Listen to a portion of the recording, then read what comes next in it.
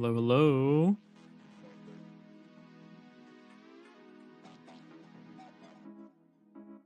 Happy Thursday. Hey, Nix. The Carrick. Diginanigans in the house. How's it going? Happy Thursday. How are y'all doing? I saw you just vanquished a mighty bug. Nanigans. Good job. I know that can be insane. I always say debugging is just a process of correcting your assumptions.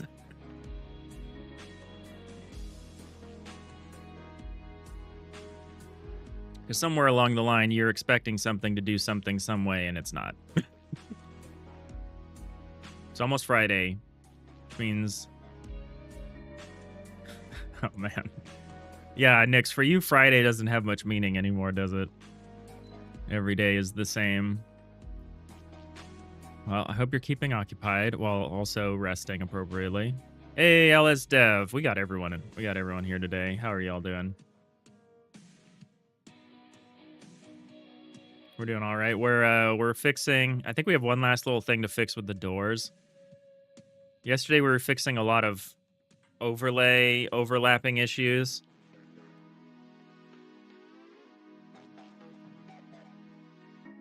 I think we're pretty much done. I think we just have one left. And then we can move on to something. Every day is Friday for you. Is that right?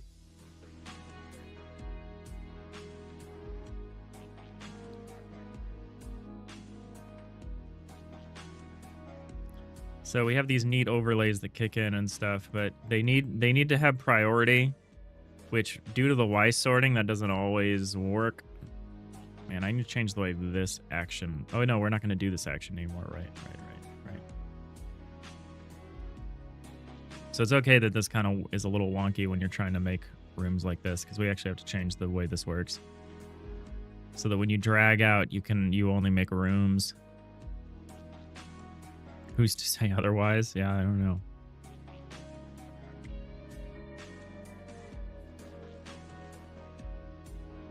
How's everyone doing today? This is my last stream before a little vacation over the weekend. So I will not be live Friday or Saturday. I will be unwinding, which will be really nice post, game jam and everything. It'll be real nice. So let's check out some of these different doors. I think this all works. We recut them. I still don't like the real warning for the quad door. But eventually, like if I make a quad door, then we have a, a quintuple door and the quinquad door. And we got to draw the line somewhere. Oh man, this issue is still here. Thought I fixed this. Okay, well that's fun. Is that only because of the door? Yeah, it is. Interesting. Oh, that's a huge problem.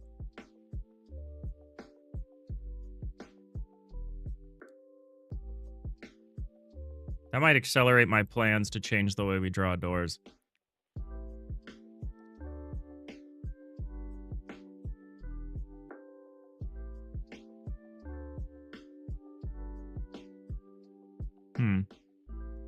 Oh, well, at least the selection overlay works now. Except for... There's an exception. Where's the exception? It's like if I do this, yeah. So if the selection overlay is coming from the floor, then it's being overwritten by the door. And that's because the door has the outline hard-coded on itself. And that needs to be resolved. It could be resolved a number of ways, but the easiest thing to do, I think, is to just get rid of the outline on the bottom of the door. Let that be set by the floor, if it needs to be set at all. I don't know if it will be set by the floor is the thing, though. I guess there's one way to find out. Vacation's cool. What about a multi-level door? We're going to do one. We're going to do one, Nix. I'm thinking about doing a 3x2, so 3 wide and 2 tall. 2 layers tall. I'm thinking about doing that for a cargo bay door, like a big old cargo bay door. LS Dev, you're doing well. Since you implemented mod loading, you need stuff to load, so you're adding prototypes, modeling after Factorio system of the same name. Oh, that's super neat. You're like me. You're building up this, it seems like you're building up this whole system around being able to make a game. And that's how I think about it too. I'm like, whoa, whoa, whoa, whoa, whoa, whoa. We can't just start making a game. We need a support structure.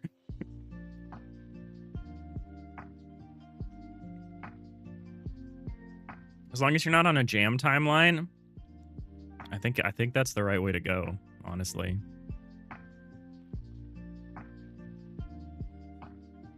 All right, so the easiest thing to do to test this is to just rip out the bottom line from the bottom line. I wish I could talk like Tim Rogers. Hello, and welcome to video games. This is the bottom line.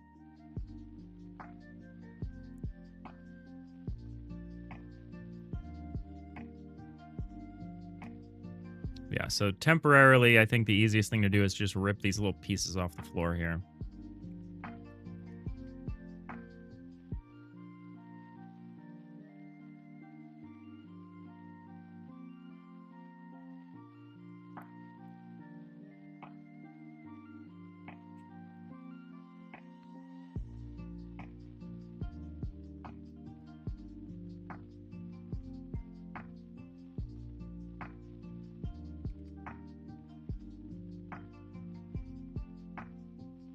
When I do this art stuff without using my tablet pen, I'm starting to like agitate my wrist. It's concerning. I need to be super careful. I'll start just working like this, just holding the mouse at this angle, or I'll do it at like this angle. I need to be like, problem is I have this conflict where I need to keep my arms close in, but my arm rests are like 6 miles away from the center of my chest for some reason.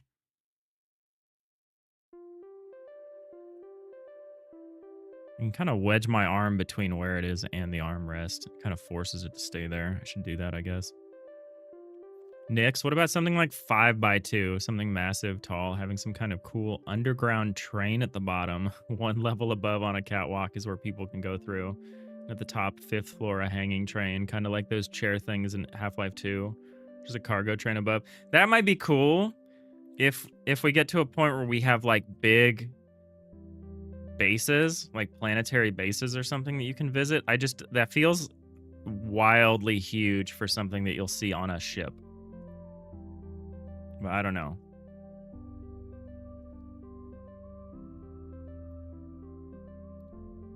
Technically, we can support any size door the way I've rewritten it, I think.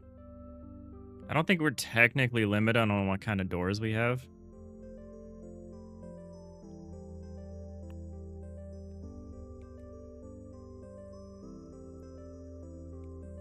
I think it's more of a design limitation than anything else.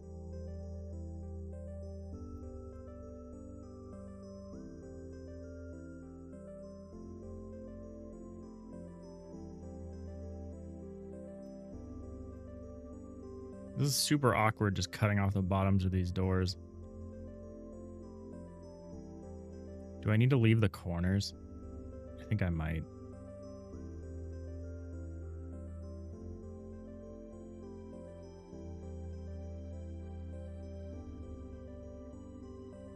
Yeah, I think I do.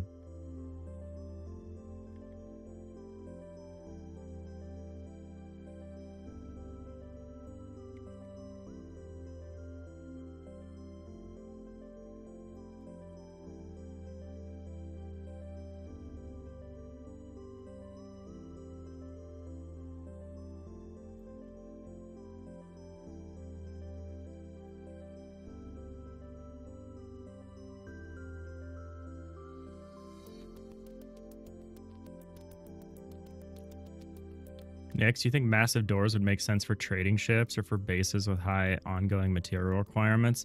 Yeah, I mean, in theory, I think you're thinking of this a little more Factorio, a little more RimWorld-y than this game is going to be. This game is going to be much more in line with, like, FTL. Like, I don't think you're going to I don't think you're rarely, if ever, going to revisit a place, right? Like, maybe that'll happen a little, but I think mostly it's going to be these short encounters where you go to a place, do a thing, and then you leave. So, like, I don't think we're going to have situations like that, but who knows? You're most likely overthinking it. Yeah, the grandiosity of that idea is great and inspiring to me. But at the same time, I'm the one that's going to have to implement it, so if someone's going to have to, dial that back, it's going to be me.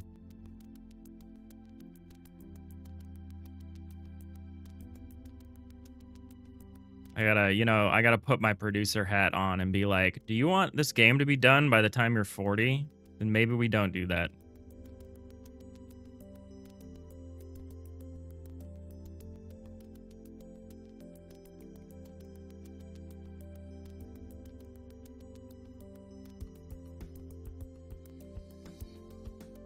It's true. It's more easy to think about it than doing it. Yeah. I am getting better at evaluating how long a thing is going to take to make, which is tough if it's something you've never made before, I'm getting better at that. Like, I did reasonably well gauging the amount of time it was going to take to do bare necessities. I mean, I had to do like an all-nighter, but I knew I was going to have to do that, so it wasn't that bad. Why does this look like this? Seems wrong. It is wrong, actually.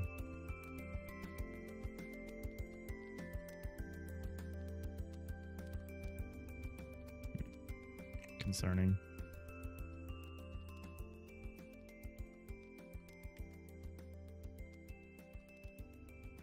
There's a saying for that. You can't remember right now. Yeah, there's a saying for... It's a saying for almost anything.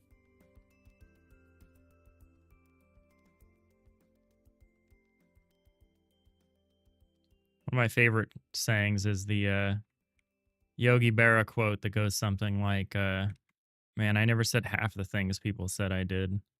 And he never said that either.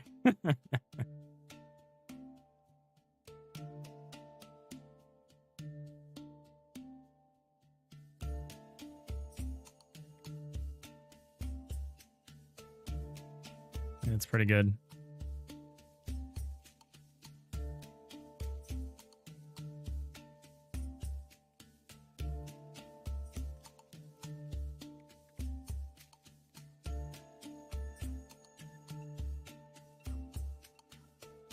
I wonder if there's a concern about the way I'm doing this here.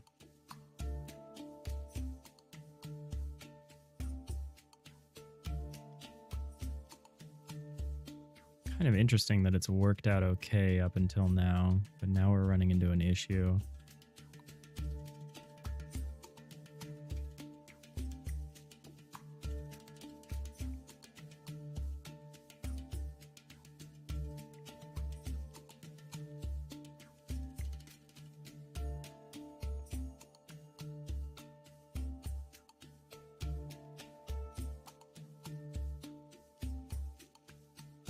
All right, Dave, let's get this done.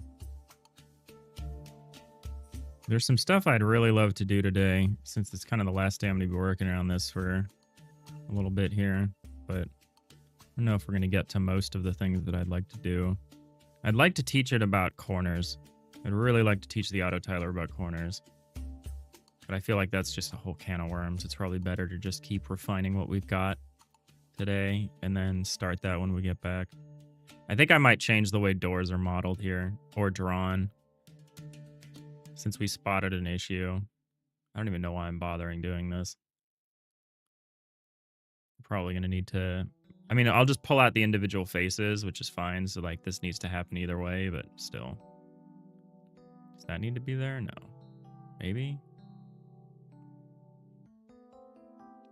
Yeah, I'm not 100% sure on how this should work. Like, I bet there should still be a little dot here, which I've not been consistently doing. Let's see what it looks like and we'll reassess. What is this? Part of the double door outer? Okay.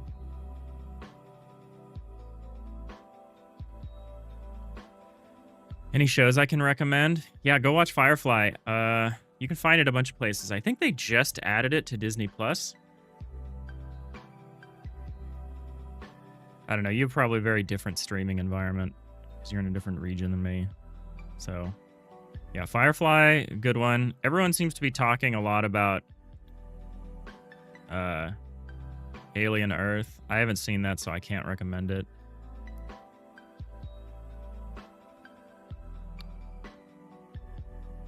My partner and I are finishing up the Decameron. That was fun. That was stupid, but fun. What else has been good?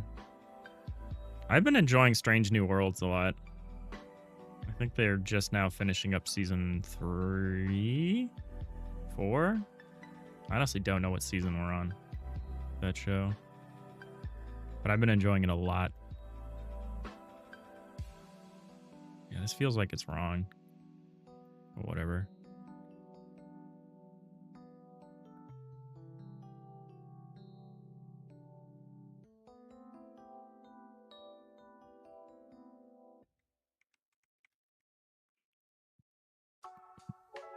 You watched 2 episodes of Alien Earth. It's okay. That's what I feel like I'm gonna react. That's how I feel like my thoughts will be because I'm just so meh about every modern Alien adaptation. Like the best you can do is like get close to one of the originals. You either prefer the original Alien because you prefer like the suspense, like kind of horror vibe of it, or you like Aliens because you like the action. The bombastic action. Those are like the two. And then every Alien property since then has just been a combination or rehash of one or both of those things. Like none of them have been treading new ground. Like I watched Romulus last Christmas because my friend wanted to watch it. And I was like, this is fine, but it's literally just like Alien with like an incredibly distasteful Ian Holm AI construct. Like a deeply distasteful and almost like borderline offensive digital recreation of Ian Holm. You like the new movie? It was okay. Yeah, I thought it was okay too. Except for the whole, you know, stop bringing actors back from the dead with AI. Like recast them or just don't bother. Hey, Alex Dursky. Thanks for hopping in on the Twitch and giving us the follow here. How's it going? That's how you feel with Alien Earth as well? Oh, spoilers. Oh, you're probably talking about the whole, like, you can approach the originals, but no one is surpassing them.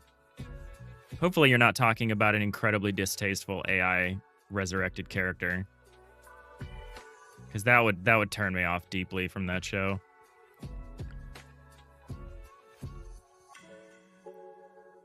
I feel like I'm messing up the corners here, but it'll be easy to add them back if I need to. You heard the Twitch had no delay? It has less delay. It's pretty reasonable. Yeah, if you want to be in the chat, Twitch is the place to be. If you want to just watch at high quality and avoid ads, YouTube is pretty good. Because I don't think... Actually, I don't know if they run ads yet. All I know is that I don't get a cut yet. I don't know if that means they just don't run ads or I just don't make any money off of them. You meant the distasteful part? Oh, that's how it feels to you? Yeah, I don't know.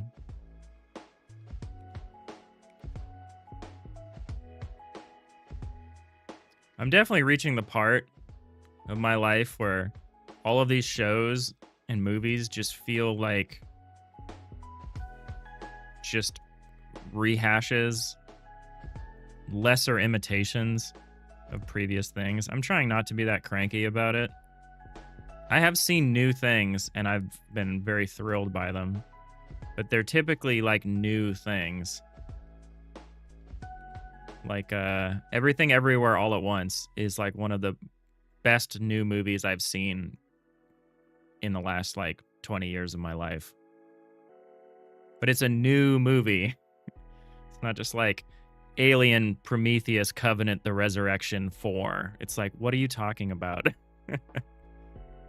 What are we doing here?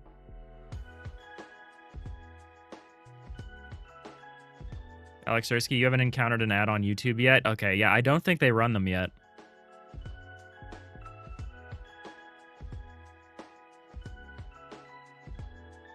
Yeah, I have no opinion on ad blockers. I have YouTube Premium because I've had it for a long time. And it's good for me because like all my music, all my podcasts, everything I have is on, not everything I have, but most of the stuff I listen to and watch is on YouTube. So it just, and I've had it since it was called YouTube Red. So I just still have it.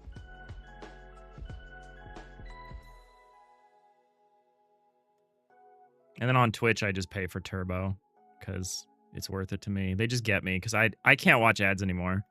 Like I'll go home and I'll be watching like TV with my parents or something because they'll just be watching cable TV. And an ad coming on every 7 minutes now is deeply triggering to me. When I was a kid, I didn't mind. That was just life. You just watch TV and you saw ads. But now that we have options to avoid it, I just can't handle it anymore.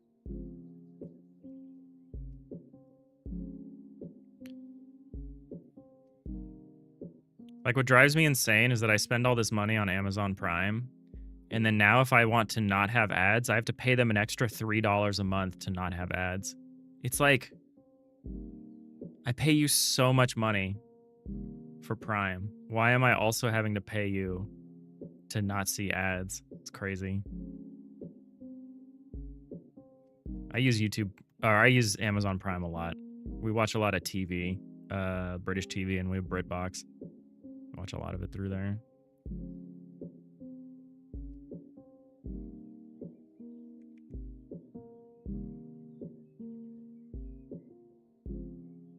I don't know why this is my rant about television today kind of stream, but sorry. Sorry if that's not what you want to hear.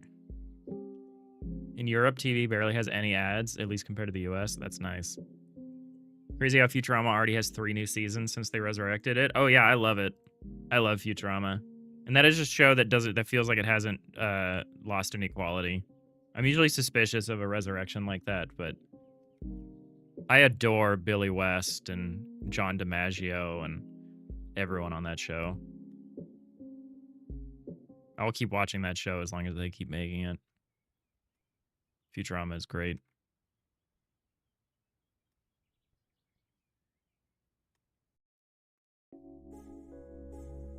We haven't seen any of the new episodes yet. I've seen... I don't know how new you're saying. Like, I don't know if they've just dropped a season like this week or in the last like month or two. I haven't seen it, but I watched some this year. There's too much stuff. I don't actually watch a lot of television. I've started putting movies on in the background more when I'm working, and that's kind of nice. Man, I really hope this pays off, this whole like removing all of this stuff. I feel like we're gonna have to go back and make a few corrections here. I hope this achieves the goals we want to achieve here, or this is a whole waste of time. Yeah, I'm virtually certain I'm gonna need to go back in and add these corners. I might do it before we export. LSDev. Any TV show that has contributed to science like Futurama has was great. Oh yeah, I love Futurama. So good.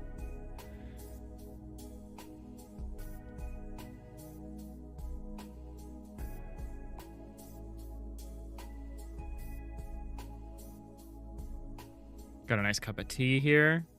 Halfway through. I have this stupid mug that heats itself up while I'm drinking it. It's called an Ember. I don't love it for coffee because it kind of tends to like curdle the cream a little bit in a coffee, but for tea, it's really nice. Because I tend to have a cup of tea sitting here for like a while. I don't chug my tea, you know? That's not really what it's for.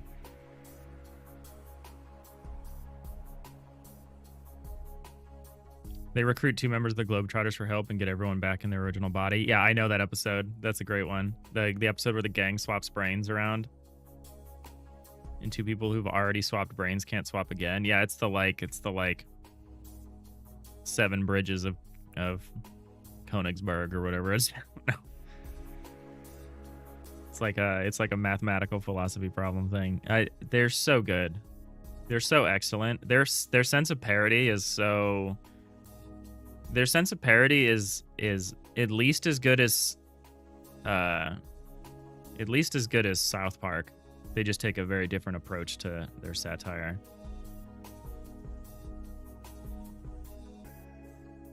Nix, in Germany, public television stations own a major share of the market. Their programming is funded by a license fee. Oh yeah, that's in like England has a license fee too, I think. Because they're not in Europe, you know. You gotta make an important distinction. It's interesting. Wow, there's limitations to when you can run ads in time and on the days. That's fascinating. Carrick, you really love drinking tea slowly and enjoying it, but it always happens. You forget that you had a tea, find it on the table a couple hours, and chug it cold. Yeah, I don't chug it cold. I'm more aggressive with my coffee, maybe. Coffee's a bit more expensive, and it feels like more of a waste. But yeah, I love tea. I'm all about hot tea, especially now that I'm streaming a lot. My voice is strained a lot more than it ever has been before. So I like tea is like necessary for me.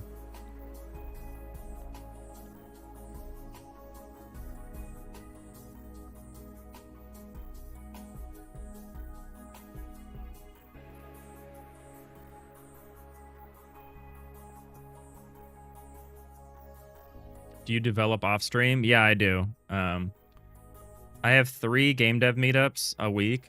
They're virtual, but they're like co-working sessions or whatever. Those are 3 or 4 hours. So I try to do 5 3-ish hour streams, and then I do 3 of these co-working sessions that usually run about 4 hours. So I'd say I do about 60% of my development on stream.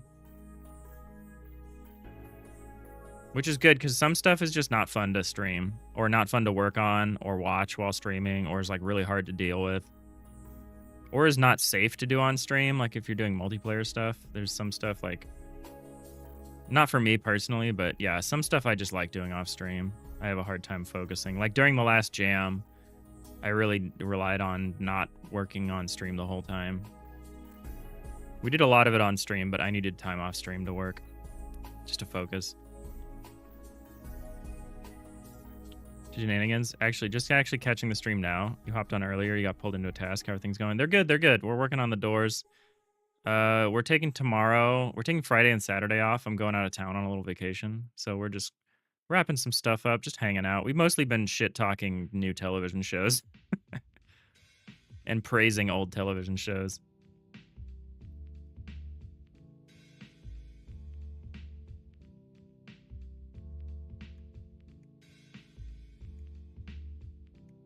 Oh.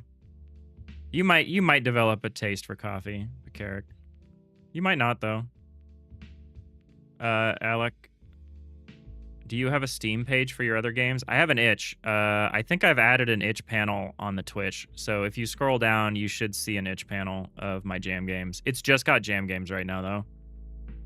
And we've only made a few. It's only got my jam games in Godot that I've made in the last couple of years, which is, we only do a jam twice a year, so there's only a few games on there. I would like to do more jams, but I would need more time. All right, I'm gonna fill back in some of these corner pieces, I think, just because I'm pretty sure I'm gonna need it. I'm gonna be very careful about making sure I do this on the right layers as well.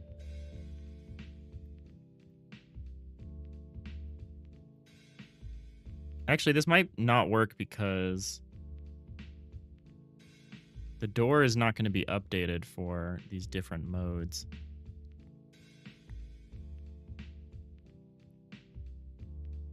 I think we just have to get rid of all of it. dead, Jim. He is dead, Jim. Oh, we got a spam bot. Load the photon torpedoes. Here we go. Got him. He's dead, Jim. Thanks to Shenanigans. Yeah, it sounds like you were able to fix your some of your workflow issues, which is nice to hear. With the UVs and everything.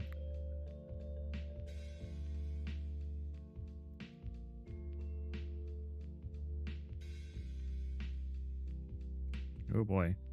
Oh, what the hell layer is this on?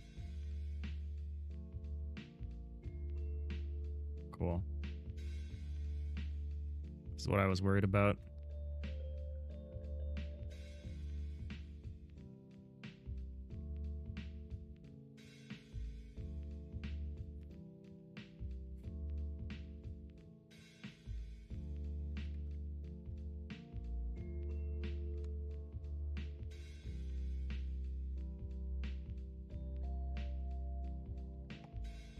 Good for you, Arneo.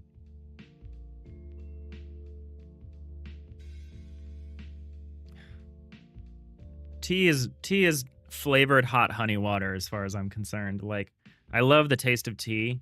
I take my tea with milk and honey, so it's like a real treat for me. I'm actually going to eat a little treat here. Because I am secretly Bernard.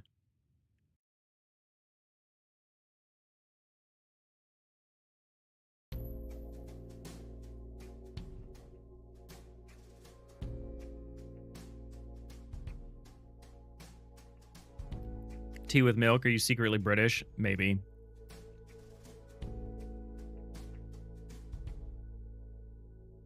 I should be offended by that because I think I'm about half Irish.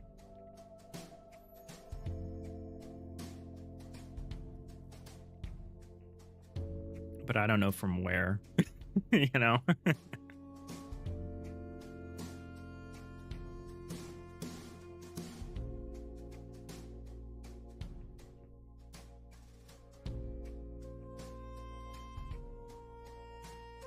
Shenanigans, you're having some trouble with your inset tile layers. Is that like kind of like a dual grid thing?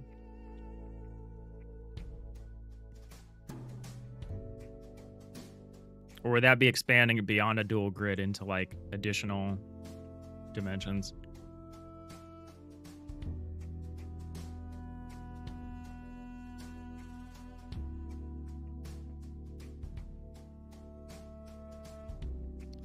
Yeah, Nyx. Interesting. Yeah, I think in reality, I'm like a kind of mutt, most likely. My sister did the 23andMe stuff, like the test that you could do, but I was like, I don't want to sell my genetic code to this company that ended up going bankrupt anyway. So I don't know.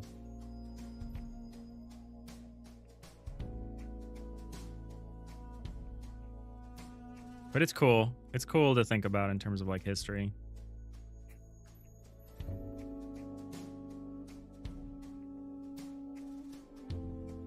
It kind of doesn't really matter when you're an American though, because like it's like not a distinction people make anymore. In terms of Europe. I don't want to get into all this right now. You can never do those DNA tests. Yeah, don't do those DNA tests. Maybe that's the lesson before we move on. Don't do the DNA tests. Just selling your genetic code to some big pharma company.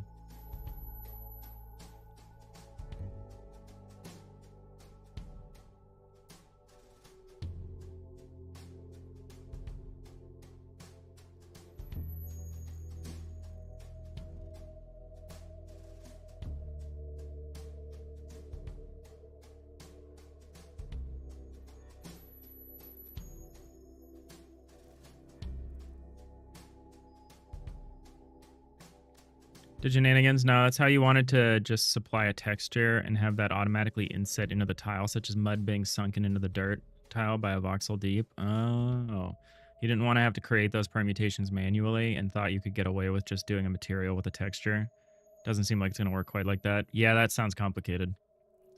That sounds complicated.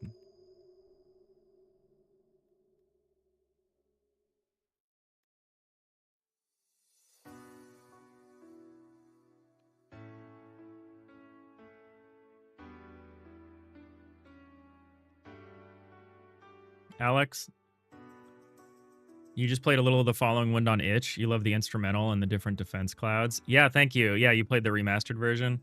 Yeah, I like that. That was my first game I made in Godot, and so like the original version is pretty rough, and I did it in 48 hours, all from scratch. And I felt like there was something there, so I came back. I worked on it for a couple of months after the jam, doing a remastered version with like better, you know, better everything. But yeah, we recorded. I recorded those music tracks. That's me playing little mandolin ditties. I really like doing that. I wish we had time for that for Bare Necessities.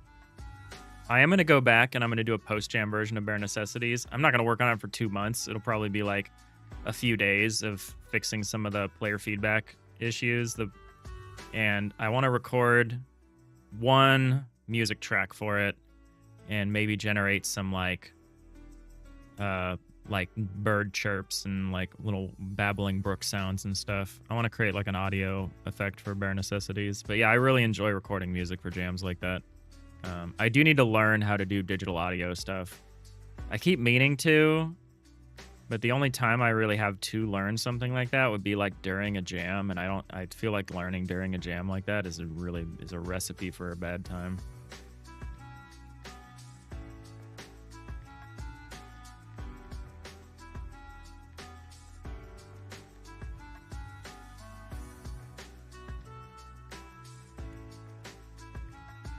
Add in a speed up button? No. Maybe if someone had a funny idea for like a secret to add that could speed up Bernard, but I maybe might speed him up by like 10% or something. But the problem is the animation. The animation limits his maximum speed. And so you need the animation to feel natural, and you need his movement speed to match the animation. So it's unlikely that we're going to be speeding that game up. It kind of defeats the purpose of the game. If you're like impatient enough where like you need to speed up Bernard's actions, then it's like, it's not really a game where there's a score or anything to complete. So it's just like a cozy game with no purpose. So it's like, if you're not vibing, then just maybe don't play it. It's kind of where I'm coming around to with that. I was pretty self-conscious about it for a while, but I've kind of come around to the idea that I think the real problem with that game is a lack of feedback on click. So like you don't know what's going to happen when you click something or what's happening as a result of what you clicking something. So I think that makes the speed feel a lot worse than it is. I think if the game told you what was going to happen and like how Bernard was going to path around to go pick up the thing you just clicked on, I think people would be maybe a little more patient with him. And obviously, if there was a soundtrack, like an audio landscape, I'm hoping. A random chance for him to fall asleep or trip. Oh, that could be funny. Yeah, I'd have to retune all of it as well if I change his speed. Because the game is pretty generous. Like, you can kind of go infinite until you get tired of it.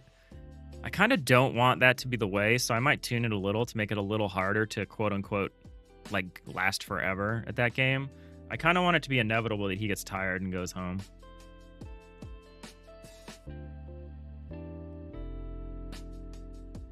Is this FTL going to be your largest project yet? Oh, by far, by far. We're actually going to do a game in between. We're going to use this tech to make a smaller idle game that I'm calling Lo-Fi Flyby as kind of a stepping stone once we get this tech along a little bit more of a ways. Because, yeah, making this huge isometric 2D FTL-like game is a many-year undertaking. I would like to release something in the next couple of years, so I think I'm going to do a little kind of cozy idle game kind of thing. I had an idea about how to roll a Pomodoro timer into it.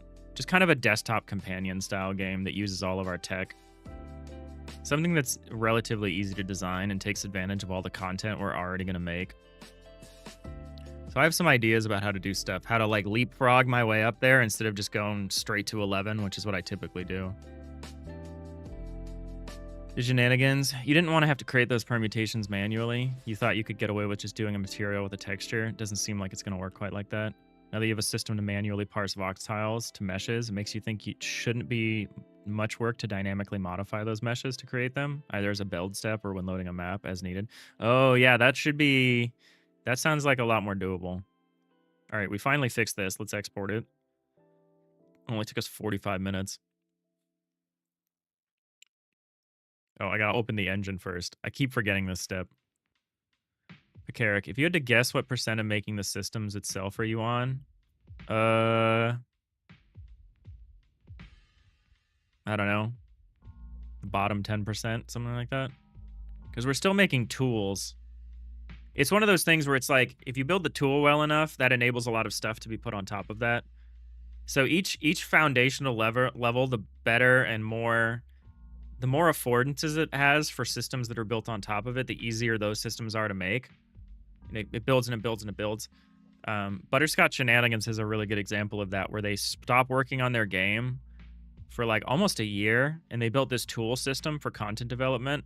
And when they were done with it, they were able to make game content like 10 times faster than they would have been otherwise. So it's like, is it worth it to spend like a year making a tool? Well, if it gives you a 10x content speed up, maybe. So it's like there's a lot of trade-offs, so it's hard for me to estimate what we're done. But I can show you the roadmap. You can kind of get an idea from that. So here's kind of like a rough roadmap of what we're doing, of where we're trying to go. The first stop is Alpha, our Alpha MVP launch. And I've kind of projected it all the way out to like gold, which is like a full 1.0. Alex Ersky, would you say tiny scope games you can make in a couple months is the best starting point in game dev? Yes. Yes. Even games you could make in a week or a few weeks or a couple of months is good. I think 6 months is probably the max you should spend on like your first few games. Wait, are you drawing the selected versus unselected door models? Why not just draw a map on what needs to be brighter and doing it like that? Like a height map for which pixel to be brighter? No, we're not doing that. And by that I mean we're not drawing the selected versus unselected door models. That's going to be handled by like a shader, which I've already written for. Well, I wrote it for the crew, but we need to write a slightly different one for the door. What is the program of organization I use? This is called Obsidian. It's free. It's quite good. Have I looked into Godot 4.5 yet? Oh yeah, we're on Godot 4.5. Alex Ersky. There's a lot of cool stuff in 4.5, like stencil buffers and stuff like that. We haven't needed to use any of that stuff. There isn't really anything in 4.5 for us, per se. That's like a major thing, but I try to stay up to date on that stuff. I've been muted for a while, huh? Probably.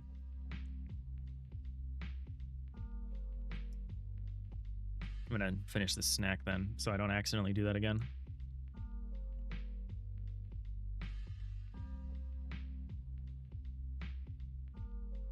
Okay, then I double tapped it because I noticed that it was red at one point and I turned it white, but I must have muted and unmuted it like instantly.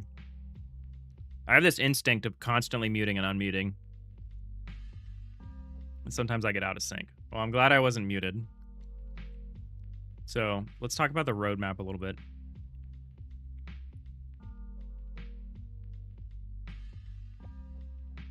So the end goal of this is obviously it's like an FTL-like. It's kind of a roguelike. It's got runs. It's run-based, you know, like FTL. Maybe a little bit bigger in terms of I want to have campaigns.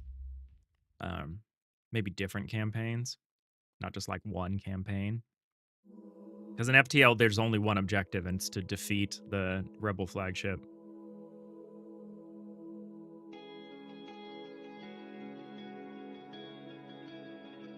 Alex Ersky, you spent around 5 months on your first game with the main goal to learn, but you're at a decent spot right now. Should you spend the next couple of weeks doing a very small game?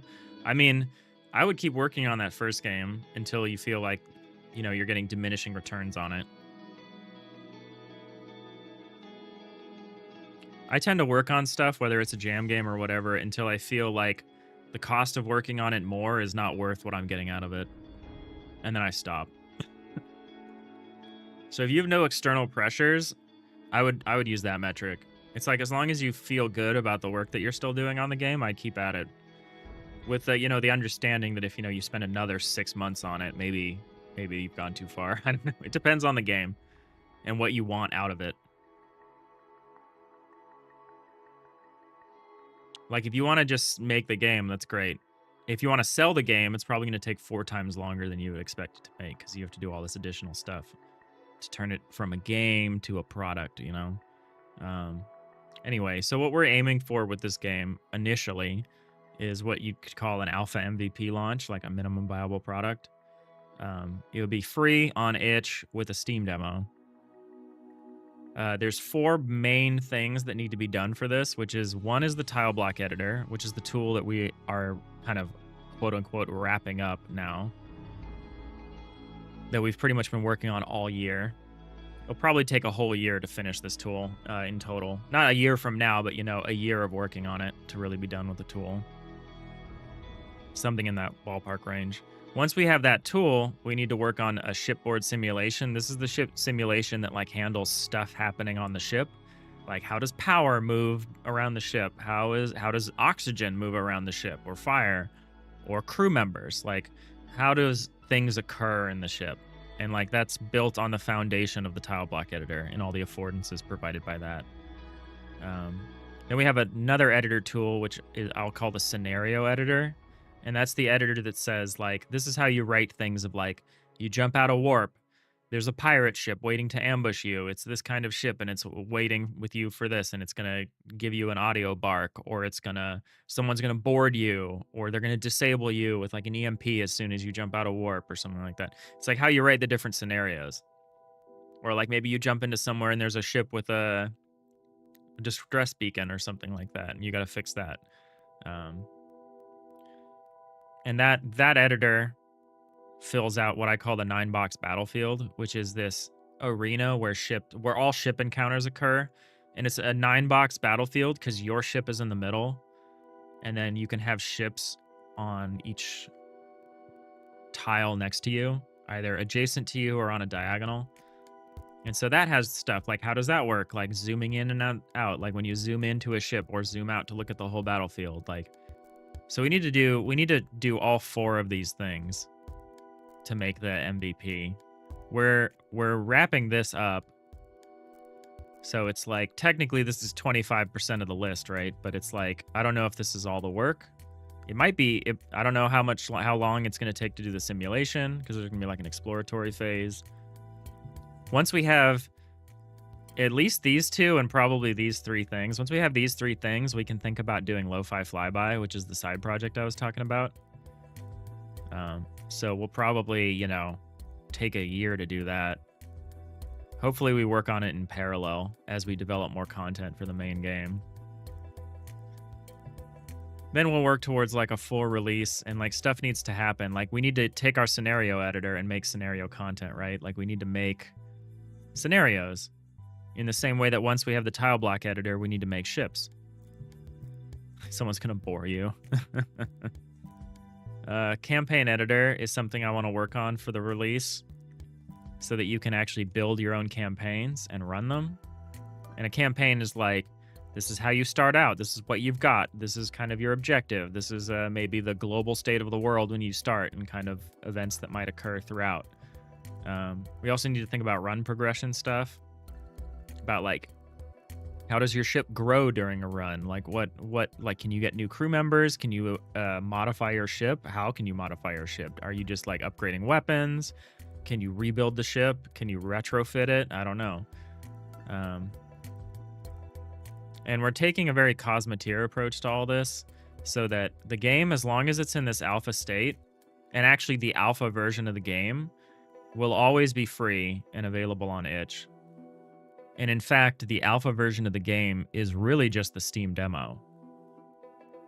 We're not going to have a time-limited demo. We're just going to have the alpha version of the game available as a demo. And once we're happy with this, we'll move into a beta and gold phase, which is the phase where we start to think about putting it on Steam, integrating things like Steam Workshop so that people can share mods and all the content. you know, developing additional campaigns or campaign content so that the campaigns are more fleshed out. And then we'll move on to release. I call this a movie ending, but it's like this is where we'll put the definite ending of the game as like additional content. I'm kind of thinking a campaign is kind of like a series on Star Trek or something like that. And then the movie ending is like the, okay, we've had our show. Now everyone is coming back for like a reunion to do like a Star Trek 4 or whatever. Insert your favorite Star Trek film here. Like I would love to do like a Wrath of Khan thing where like an enemy from earlier in the campaign comes back to like exact revenge. And so like your crew has to come out of retirement and you like maybe you steal your ship from like a spaceport or something, or you got to get the band back together, you know? I have a lot of ideas for this, but this is a very slow burn. It's a very long process. And I know your only question is like, how far along do you think we are? And it's a hard thing to answer, but we have lots of milestones and we have lots of plans. The initial plan being once we have these first few systems together, I would really love to do, before we get the alpha MVP launch out of this, I would love to make a smaller game that's kind of like our segue into this. And who knows, that might extend development time by a year. But, you know, if you've got a process that you like and you feel confident about the direction, I don't think that's the craziest thing to do. And I want to go through a Steam release. I don't have a Steam release, and I think that's a major problem. But I want to make something that's worth making. And something that's not totally orthogonal to like the work that we're doing. So like as we develop content for Digital Iliad, that content is usable in Lo-Fi Flyby if it's just kind of an idle game spaceship thing. Alex, yeah, you've gotten attached to it, so you keep wanting to add more stuff. You'll probably add the most basic features and get it into a playable state, then return to it after you try a smaller game side project. I think that's reasonable. I think it's also reasonable to look for jams. Look for a short game jam. Look for like a 2-week game jam. Like maybe one that's like 9 days or 2 weeks or something like that. If you're in Godot, you could try the Godot Wild Jam. That's a great jam. Godot Wild Jam. I think they're in the middle of a Godot Wild Jam, but it's really nice. It's a jam where you know everyone is using Godot, and it's a 9-day jam. They hold it once a month. Really great. I know some people that participate in these all the time, and they have so many projects now that they've published. Godot Wild Jam. It's great. I kind of want to try one of these myself someday. See what I can do, because the only jams I've ever done are 2- and 3-day jams. I'm a little afraid of doing a 9-day jam. I'm afraid I would kind of like lose it and be unable to moderate my time spend and just kind of go crazy. I think it would be cool. Like this one, I would love to have done this one, where the theme is expansion. The wildcards are autumnal, single location, and limited palette. I would have loved doing this. I can already think of ideas. Maybe I'll try doing one of those someday. All right, so we've imported our new piece here. Let's load this and see if we're getting the draw right. That looks great. You might try one by the end of the year. Yeah, I would encourage that. It'd be really cool.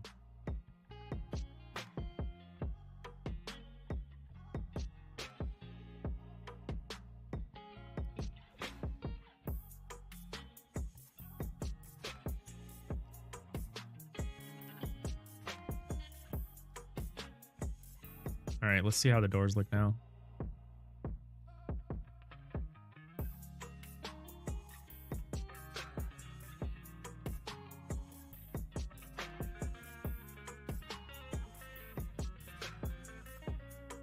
Oh, we still haven't fixed the issue with the bulks not drawing their bottom outlines.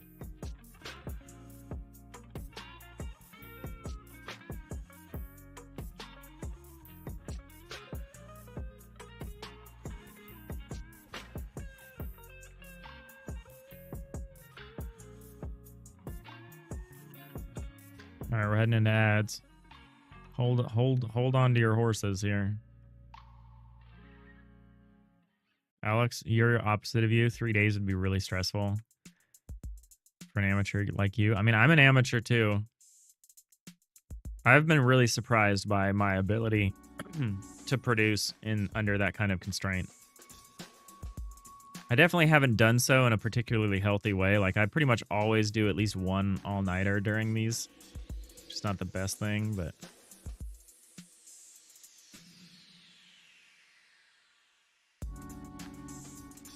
yeah, dang. We really need to change the way that works. Okay, the outline works now. That's great.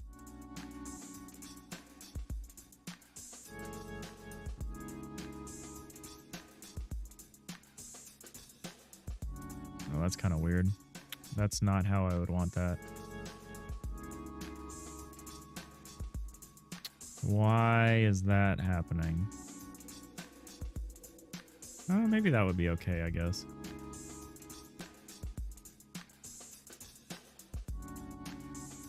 I don't like this. I'm not quite sure what to do about that though.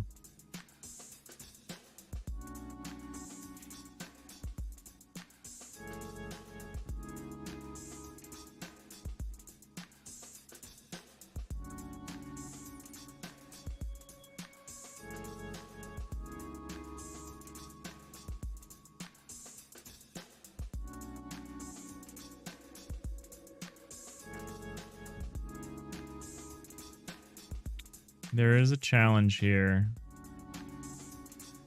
I'm not sure how to overcome it.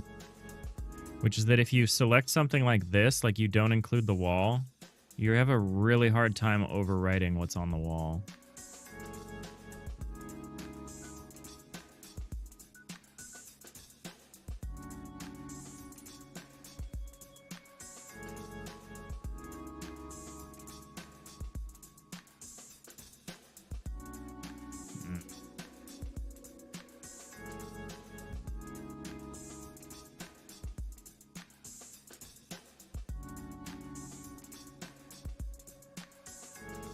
I guess that's just a fact of we haven't programmed the corners yet. I guess we can work around that.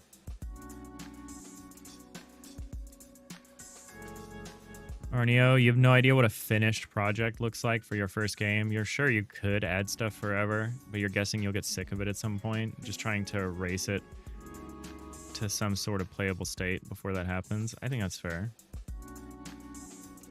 I think a finished game, in the sense, you know, is, unless you're trying to sell it, I think a finished game is a very personal definition. It's one of those whole, like, art is never finished, it's just abandoned. The project is never finished, it's just abandoned eventually.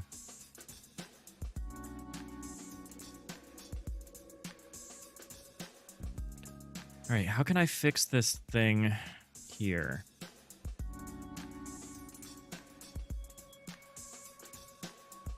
Do we need auto-tiling rules for the door faces? I kind of don't love the idea of doing that.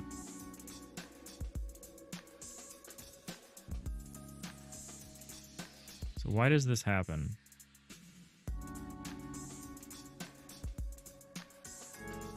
Am I doing that because it's a door?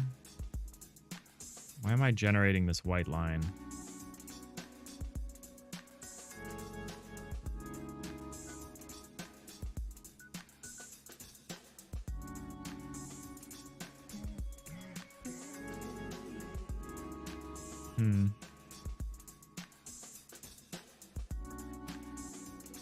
Because we're not generating it there.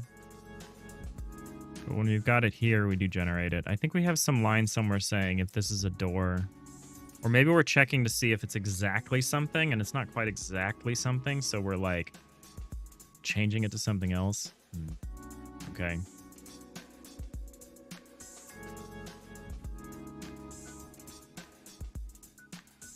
I'm gonna look for that real quickly since we're in ads anyway. Diginanigans, the heat signature dev, didn't really know what his game was going to actually be until super deep into development. They had a bunch of different stuff made and didn't find it particularly fun. They focused on one or two mechanics and essentially changed what the whole game was. I think that's a good way to go. I think it's really hard to force a game to be what you want it to be. I think you have to be open. I think to a certain extent, you have to be open to the game telling you what it wants to be. Alex, you're going to focus on some work. If you feel brave enough, you might send the state of your game in the Discord later. Yeah, we'd love to see it. Please do. The share your work channel is like the lifeblood of our Discord.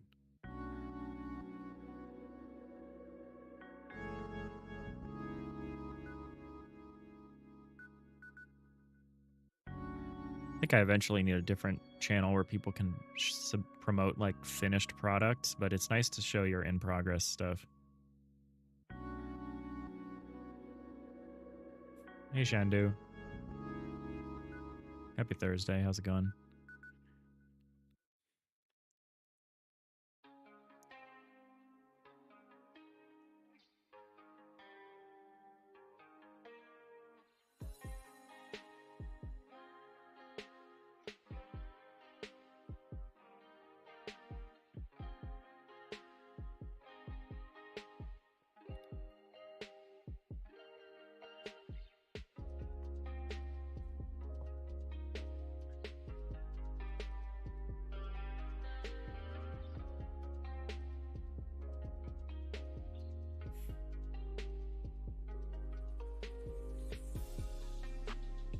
All right, what am I thinking? I'm thinking that...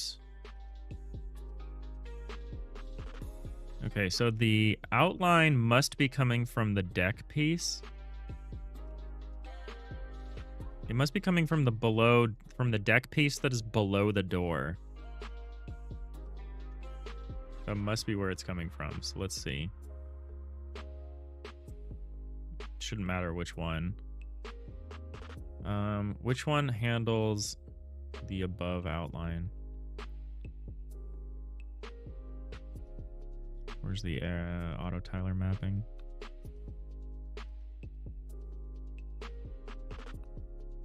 I swear I just opened this file. Where is it? Here it is.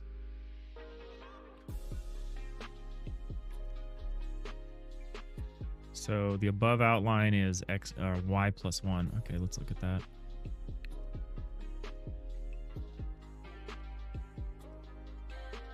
LS Dev chicks dig unfinished side projects. I hope so.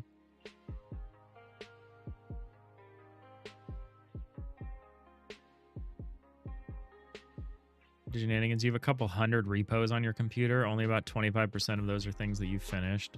Goes for both your job and for your hobby stuff. Well, you're really good at, you know, always backing your stuff up. Good for you.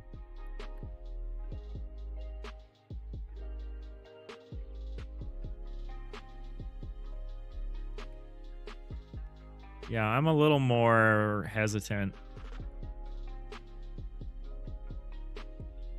to like work on side projects. I love it, but like I'm always concerned that I'm pulling attention away from the main project.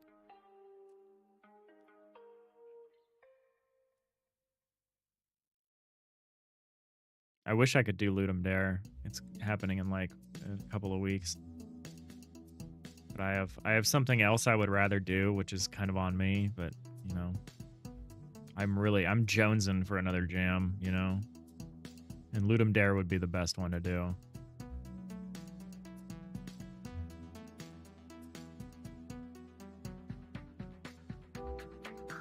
Little sad. I'll probably have to wait for the spring edition. Maybe there's a solo jam. I'm gonna see if Solo Development is doing a jam. I like their jams too. Their jams are fun because they let you use outside assets, so it's not quite as I can actually focus on like the game design instead of spending all my time being like, how do I make all the art in 2 days?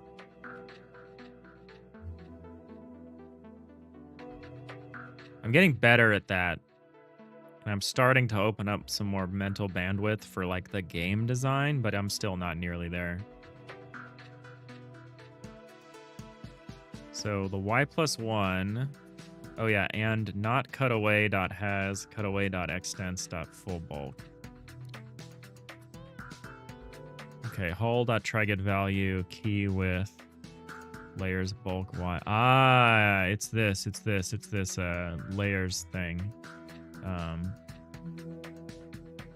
We need an or here, so we need to say or.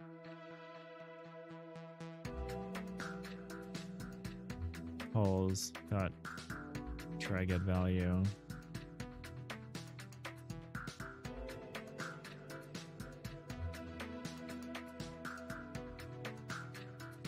key with W equals int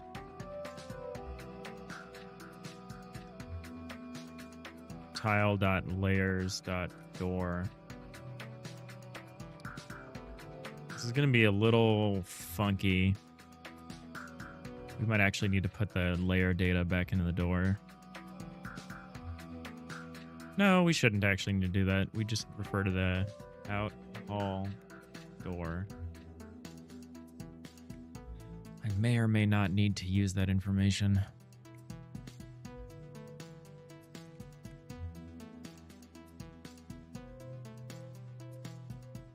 Let's see if that fixes it. We're just trying to fix this little issue with the selected door overlay.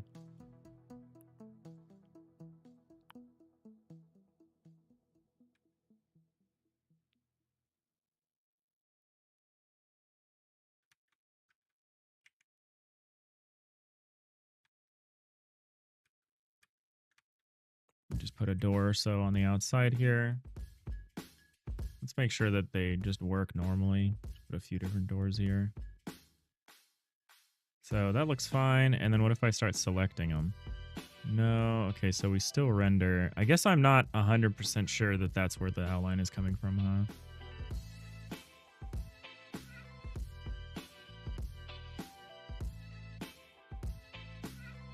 Oh, maybe it's also coming from the bulk. I guess it's possible. I guess we should test that. Easiest way to test that is to just have this set itself automatically.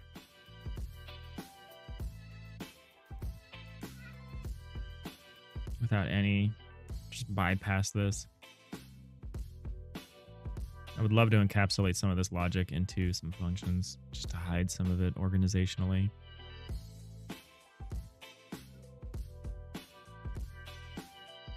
All right, here we go again. If we have time, I kind of want to implement that thing we were talking about yesterday where we changed the tool to, instead of building these solid blocks, when you try to draw a rect, it tries to draw a room. So any attempt to draw a rectangle generates 4 walls instead of just this solid block. I would like to do that. We used to have a system that did that.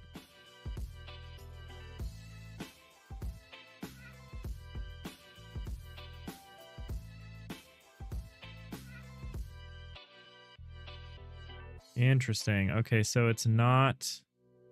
It is in fact not the deck that is causing that. Fascinating.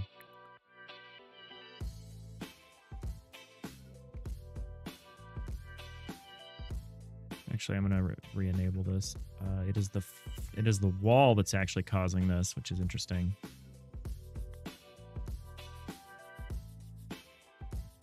And that would be y+2.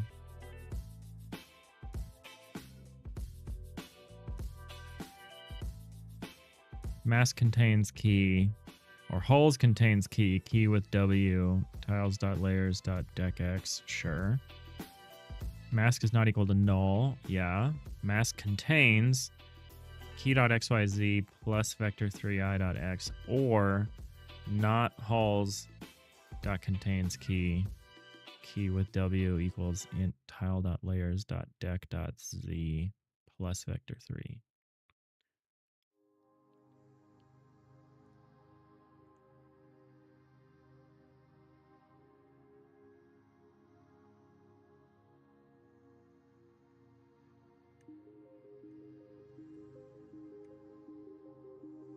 Interesting.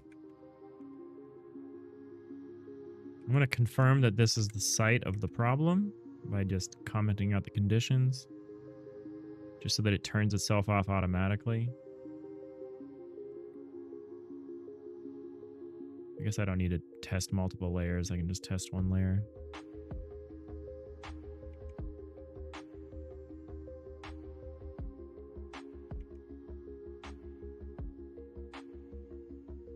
What? Oh, that's not even the right side. Oops.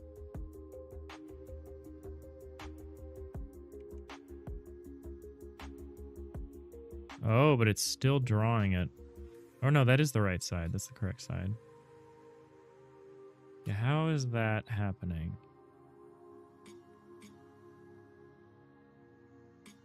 How are we getting that? Is there a Z tile being drawn? No, probably not.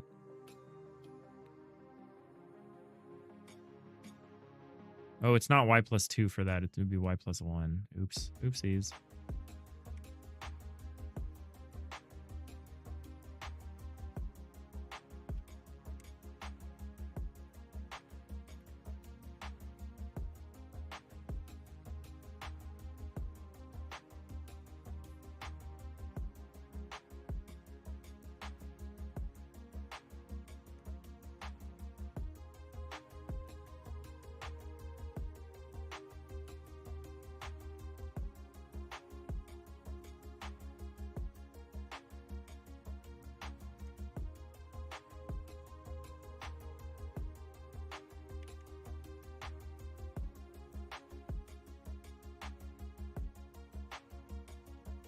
Is it y+2? What the heck?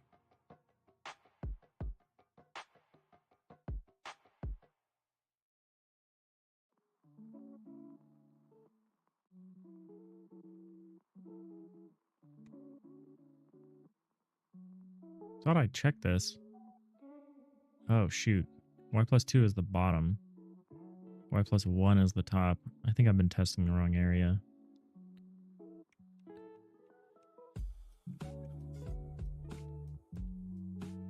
Well, for one thing, I want this to be in the right order.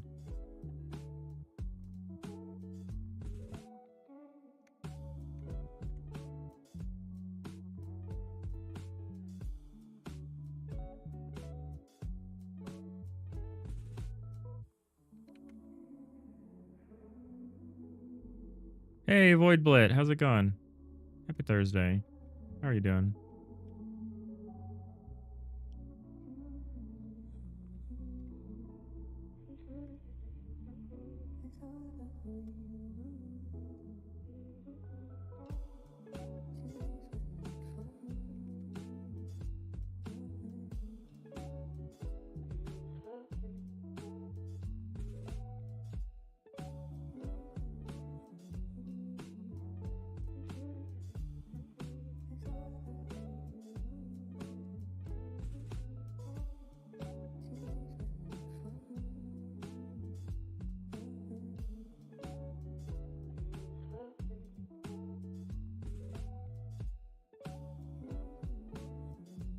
So I want to comment this one out so that we know it's not interfering.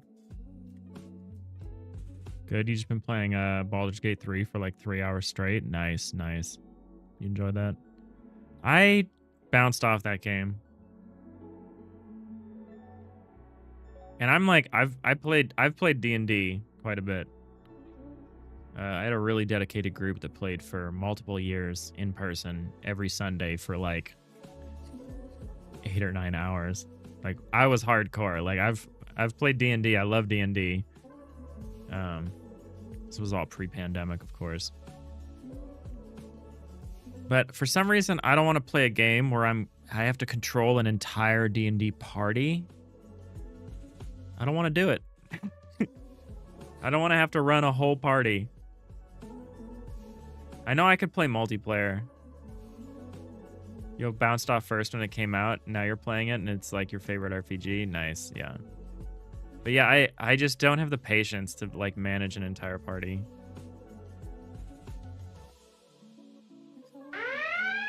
Oh my god, Z.A. Shaw coming in. Raid alert. Raid alert, hide the code.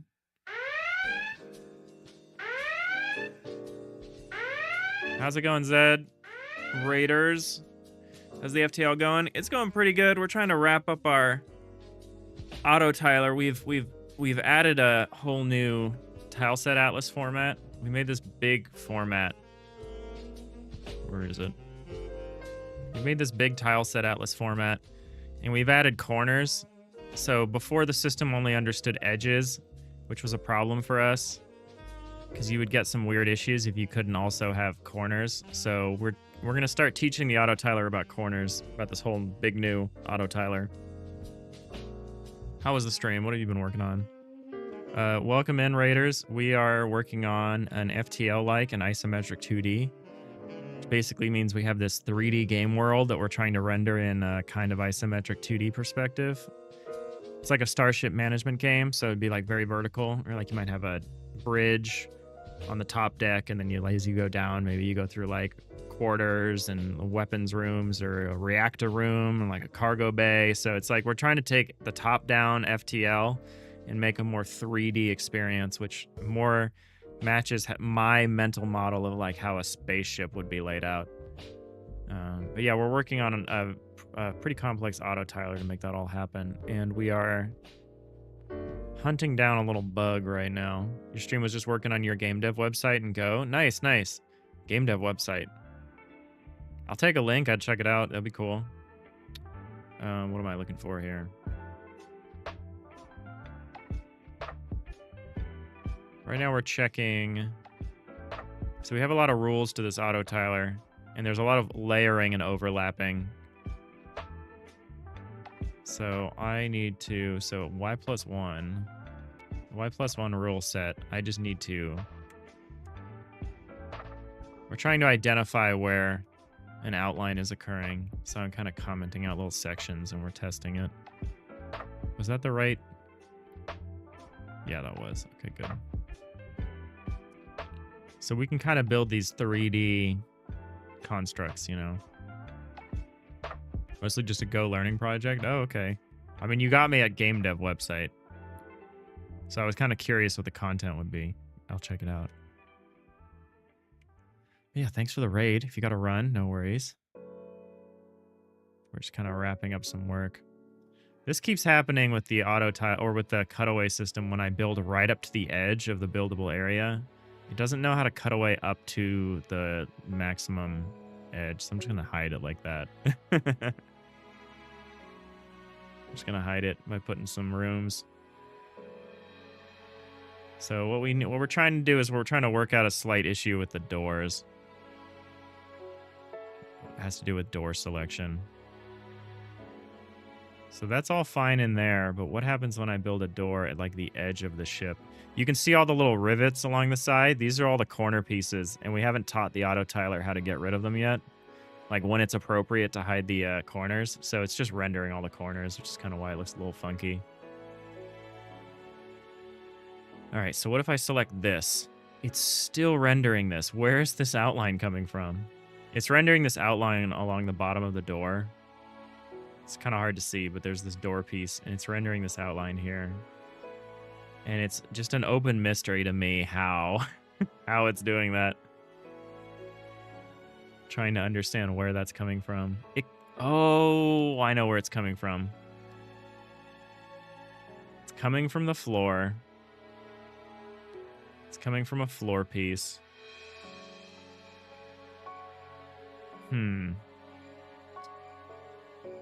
Because normally you would not render these floor pieces. Like if you've got something on top of it, you wouldn't render the floor piece. But there's an exception to that with the doors, where you want to render the floor under the door because, you know, you might open the door, in which case you need to see the floor. I mean, I guess we could have a system that says, don't render the floor unless the door is open or opening. But that seems hazardous. So what I need to do is maybe correct the behavior for the floor. Interesting.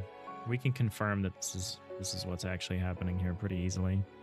This editor's impressive. Thank you, Brobo. Yeah, we've been working on this editor tool for at least pretty much all year. I'm very much like a build the foundational system, then build the system on top of that, then build the system on top of that, and like try not to like.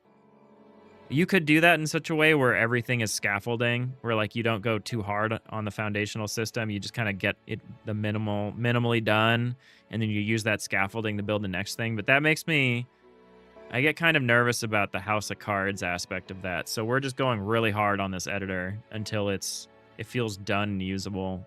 Usable in the sense of like, it covers all our cases and I probably won't have to go back and add functionality for a bit.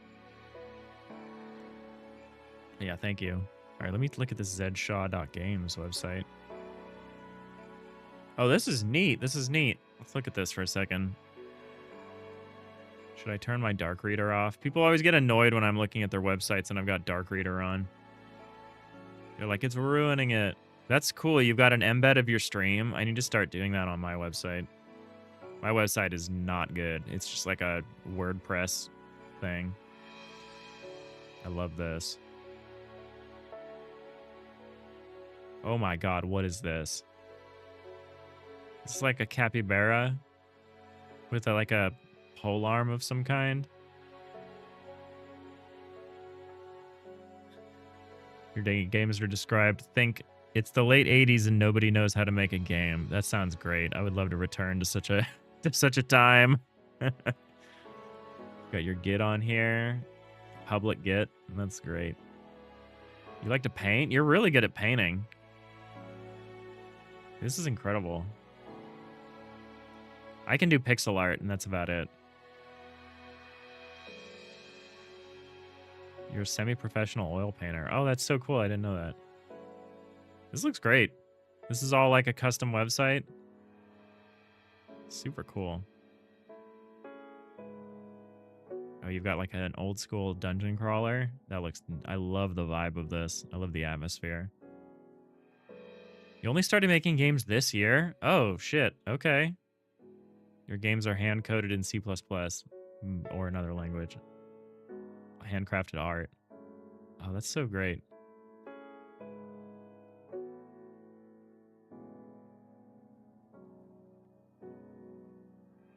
Links found in chat. Oh, fascinating.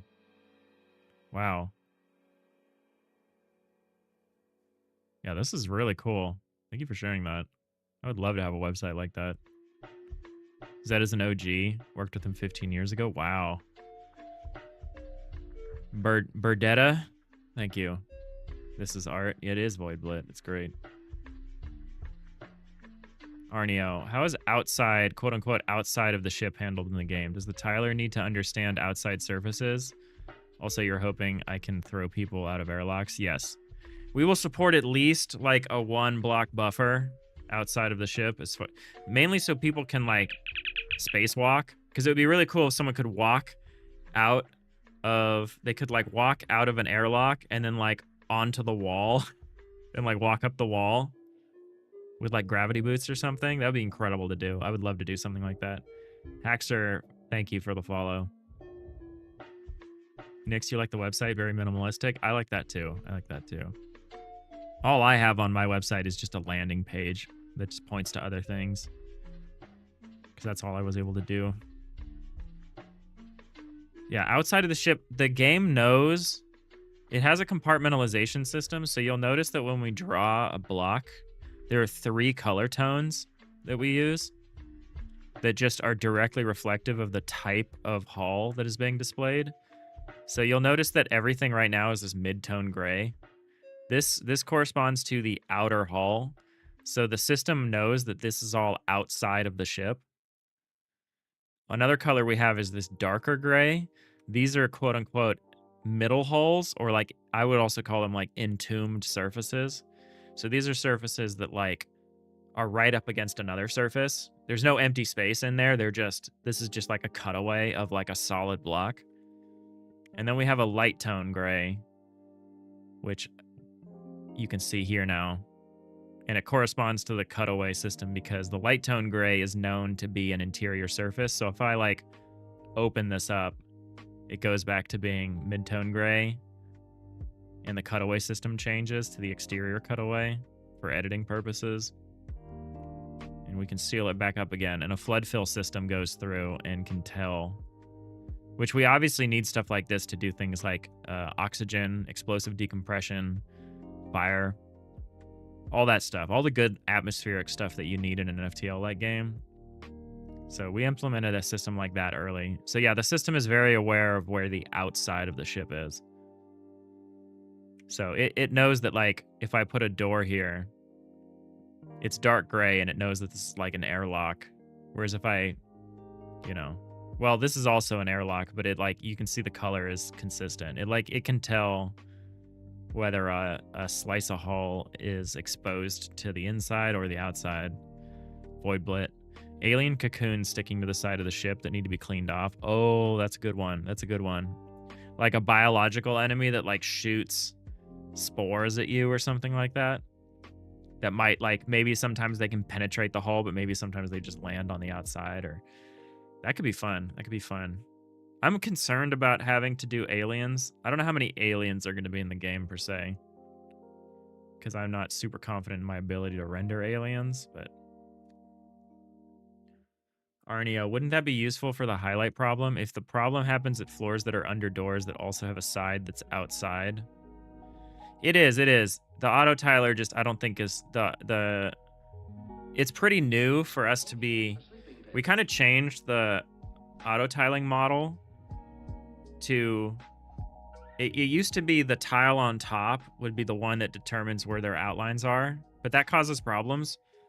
So now we've swapped it so that the lowest tile can be seen through the layers above it and it is the one that determines where the outline is. So the auto tiler needs to be updated in some cases to acknowledge that reality, our new reality. Diginanigans, I think you're maybe expressing a similar idea. I wouldn't put an exception to not render the floor unless the door is open, but instead put an exception to exclude it from highlighting if a door is on top. Yeah, the not render the floor unless the door is open thing, we don't need to do that. And in fact, yeah, not having an exception to exclude it if highlighting if a door is on top is a good idea, probably.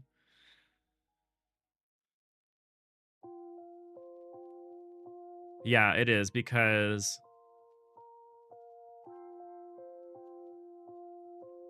actually I'm not 100% sure about that. It's an overlay problem. So like the selection overlay is a semi-transparent layer being drawn on top of the other layers. So it has to interact correctly with the layers underneath it, which is a lot of the stuff we've been updating. So this is just another overlay problem. And yeah, I need to think about how I want that to happen. Because yeah, right now our problem is like here, you should get this line coming through. But here you shouldn't, right? So we just need to define the circumstances in which we can get rid of this line. At least we know now where it's coming from.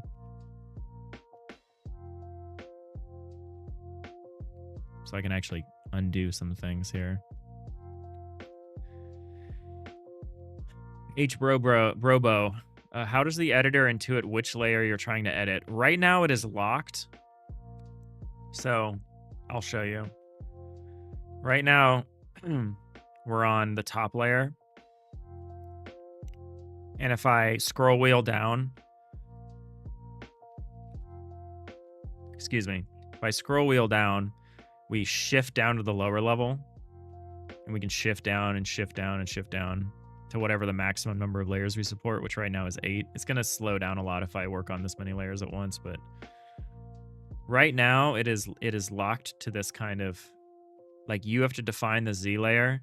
But I would love, one of my plans is to switch to like a fake raycasting system so that instead of having to manually shift down, which technically when you're in editor mode, this is more useful because in editor mode, you might need to build a layer above something where nothing is. But during play mode, I would love to switch to like a raycast-like system where it projects your cursor into the scene and can tell. So it could tell that we're like mousing over this part instead of having to like manually specify. Or maybe the way it would work is it would still detect that you're on this surface and then you could scroll back and the system would move you back one layer. So it would still be anchored to that point there, but you could adjust the distance yourself manually. I would love to switch to a system like that. That's on my list of ways to waste my time building out this system. over-engineering this editor.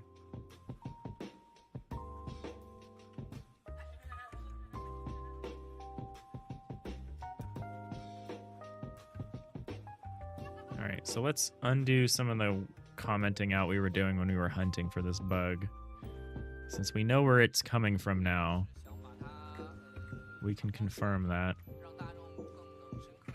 Honestly, the easiest thing probably would be to say if there's a door on top of you, don't render the overlay.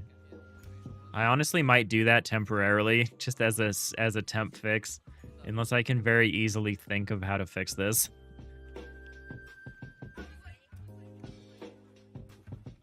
In fact, we wrote a rule in here that we need to get rid of, I think. Because we mistakenly thought that this was the culprit. We really need to refine these auto-tiling rules. It's such a mess to maintain. I would love to do that kind of offline. Where I could disable each of these one by one and look to see how it changes the scene. Because some of them don't matter anymore because we've changed the way this system works.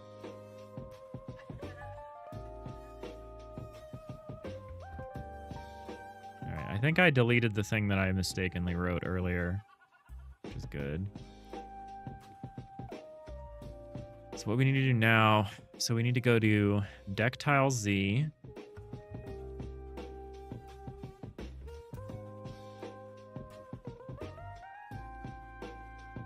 Get deck Z tile, and then what we're looking for, if we go back to the map, I always need to look up the map because I don't remember this stuff. So we're looking at X plus 2 and Y plus 2. So we could just test X plus 2. We need to kick into this when we're describing the situation. So what were the conditions? The conditions were we're a tile under a door.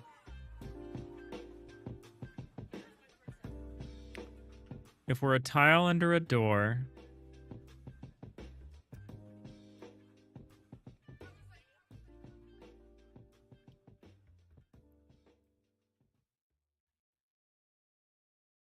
if we're a tile under the door, we need to see what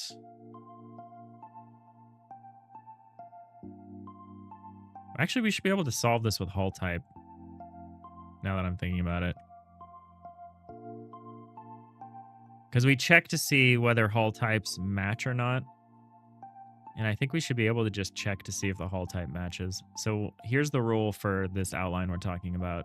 So if we can get a hull tile next to us, okay. And if we can't, so this is already a trigger. If we can't get a hull tile next to us, we are gonna get rid of our outline. Unless, oh no, there is no unless. This is just the rule. Here's the problem. We're setting this up and we're overwriting it. So this is gonna prevent us from doing this always. Huh. Honestly, the better thing to do is probably to remove this carve out. We say and not doors contains key.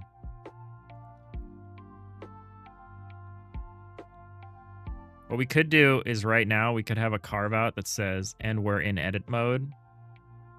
We could say if there isn't a door here, or game.peak state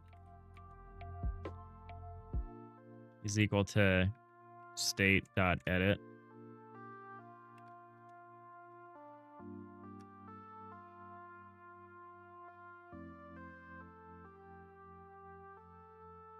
Or and not door contains. And not door contains. And so if we do contain a door, but we're in the edit state, we can skip. I think that's the best way to do this.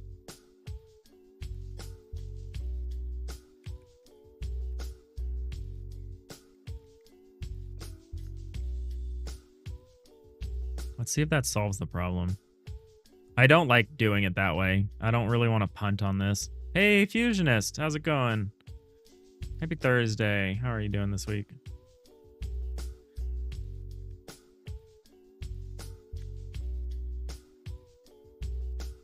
I don't want to punt on this, but if it solves the problem, I might be somewhat tempted to do so. Because the thing is, if we're in edit mode, the door can't open.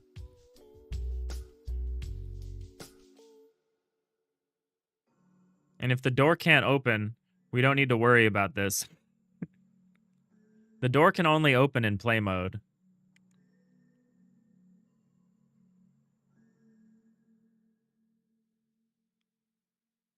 Oh, this outline is actually controlled by the door. Okay. So we're actually using this a lot. Or we are relying on this quite a bit. We could just say, tell the deck here to render this.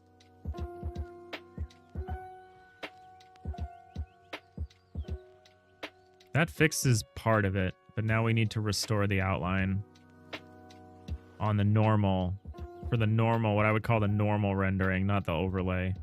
But that did fix the overlay. I could restore this by telling the deck, because normally the deck would not, because the hull type above it is good, quote unquote, the correct hull type to avoid the outline. But I could say if it's a door, draw the outline. But I only want to do that if there is no mask, if it's not an overlay.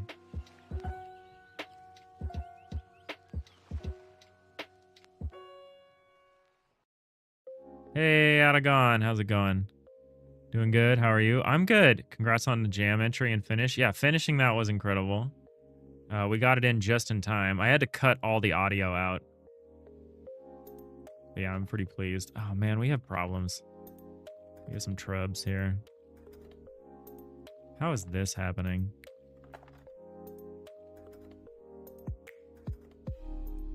I need to split the door up. We need to stop rendering the whole thing with the door, but that's easy to do. Because now we're treating doors as if they were blocks. We can just have the block auto tiler layers handle that, and the door will just handle the surface of the door itself. In fact, I could potentially get rid of the door layer and have the bulk. I could roll the door layer renderings into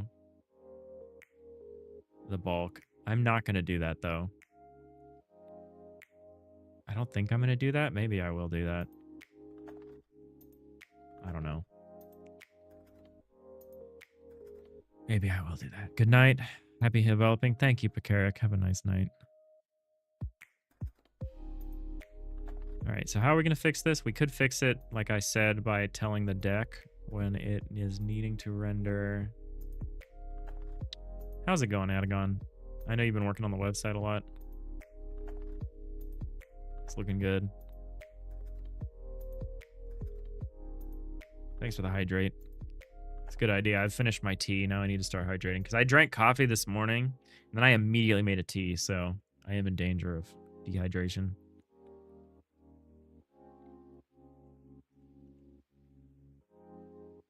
Added something new to the splash page on the site. Cool, cool. Was it the username feed of like the little ticker tape of the usernames on the bottom? Because that was sick. Good night from you too, Void Blit. All right, take it easy. It'll be Friday soon enough, and then it'll be the weekend. Yeah, that was it. That was cool. I like that. I like that I was on the home page when you took the screenshot. That's funny to me. Bro. If you remember correctly, coffee and tea aren't dehydrating, just diuretics. I don't know if that's true. I feel like caffeine is dehydrating. Either way, let's drink some water. Yeah, exactly.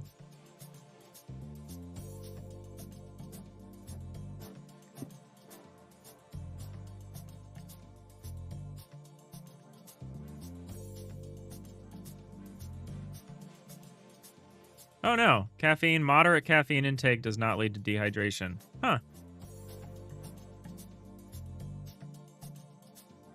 The diuretic effect is often outweighed by the fluid intake. All right. So yeah, it's the diuretic effect. The more you know.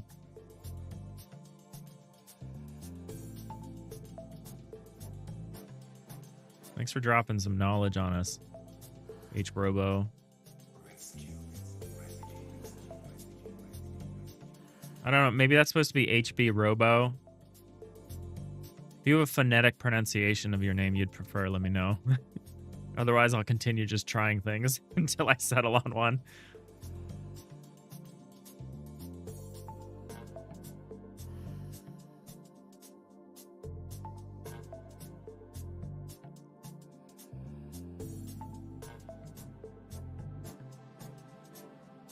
All right, so the thing we were going to try...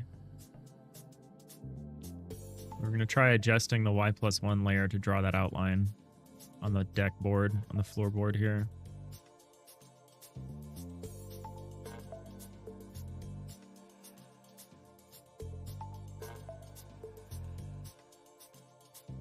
Twitch didn't have HB Robo, so alas, fair enough, fair enough. It didn't have HB underscore Robo, yeah. But did it have HB underscore underscore Robo?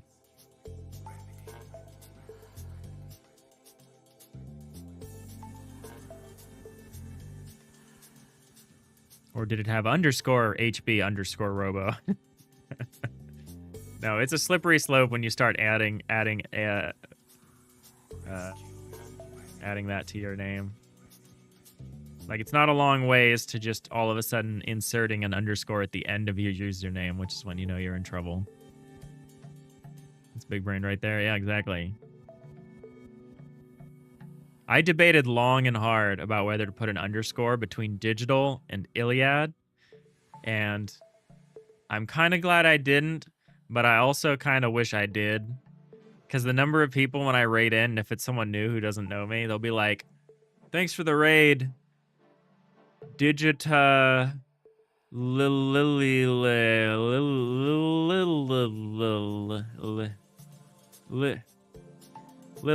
ad. That's usually how it goes. Neptune PJ, thank you for the thank you for the follow. Appreciate that. Hope you're having a fine Thursday here. Digital, I'm not Italian. I actually might be, if you count Magna Graecia, I might be quite a bit Italian. We were talking about it earlier in the stream. My sister did the like 23andMe thing, and we found out that like where half of our DNA is like kind of the Southern European kind of Magna Graecia kind of mutt. So like Sardinia, Sicily, Italy, that thing. So, you know, I might be. Digitali. Yeah, exactly. Yeah. Digital lily pad. That's funny. That's funny, Adagon. Yeah. Fern usually calls me Liliad, which I kind of like. I think that's fun.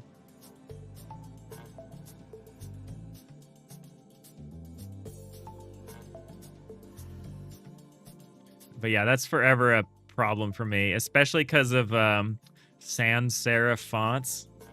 Sans serif fonts are the bane of my existence with my username. Because ILI is just 3 vertical bars. It's very close to the minimum problem. But not quite.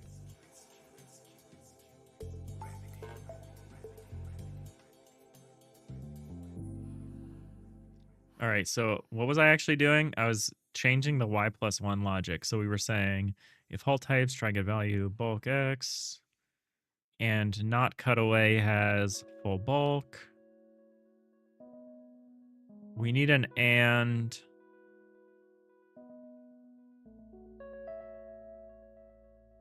We basically need a thing here that says and there isn't hulls dot try get. Actually, we could say doors dot contains key. We might not be able to do this forever. I don't love having hulls and doors be member variables, but right now it makes a lot of sense to do it that way. We can just say key.xyz. We can just say, is there not a door here? Great. If there is a door here, let's do it.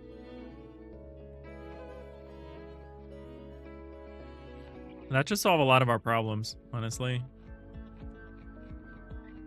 Until we start dealing with doors that are open. But I feel like once we start opening doors, we're going to have some other problems. It'll be fine to come back and revisit this at that time.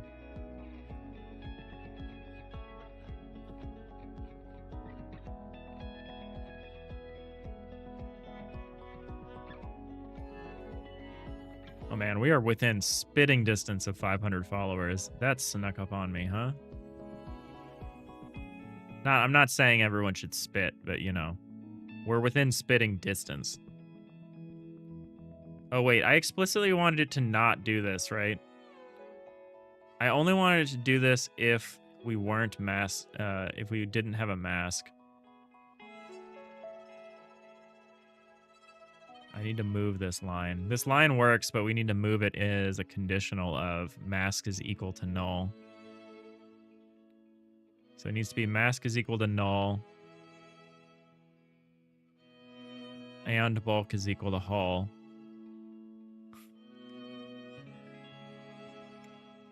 And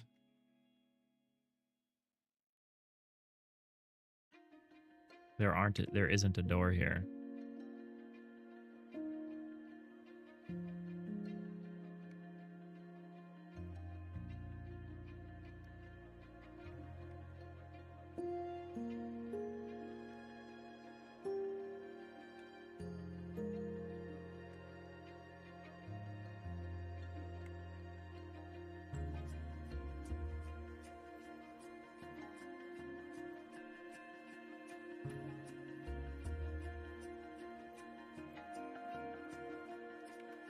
Oh boy, what did I just do? Yeah, we're gonna do it like that. I don't like the way that looks, but it's consistent. It's consistent with the way that we do this. It's unfortunate. Maybe we should do it like this, though. That's probably better than what I've been doing, huh? Instead of just sticking these at the end.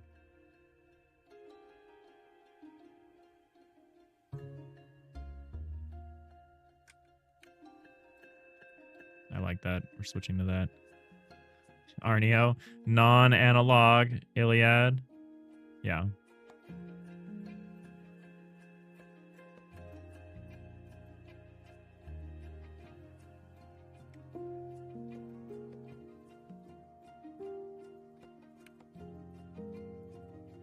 Honestly, that was never supposed to be a username. It's always supposed to have been the name of this project, but I made all my, accounts at the same time because I was like, I'm going to document the, 6-7 year journey of making this game. So I made all these accounts. And then now I've been doing other things, so now it's just become like my brand, and I'm not quite sure how to reconcile that yet.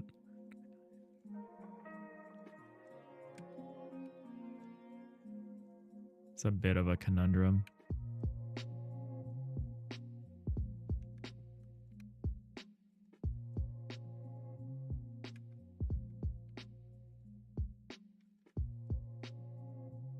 Oh, I don't love how that looks, but I guess it's consistent.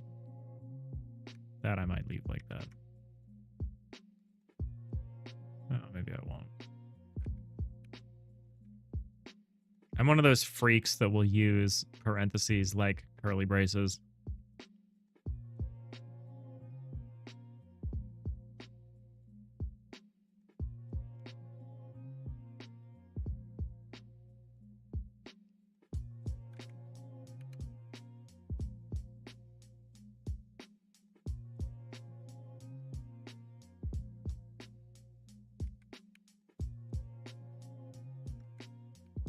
Thanks for the hydrate, Atagon.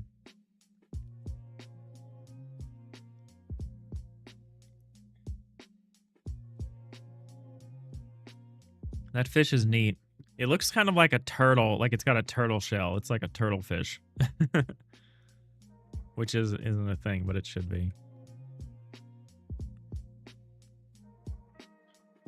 I like it. 6 spin. Got the 6 spins.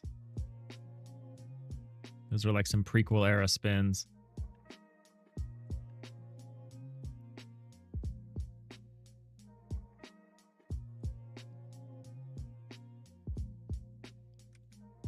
Prequel trilogy spins. It's poking its head out.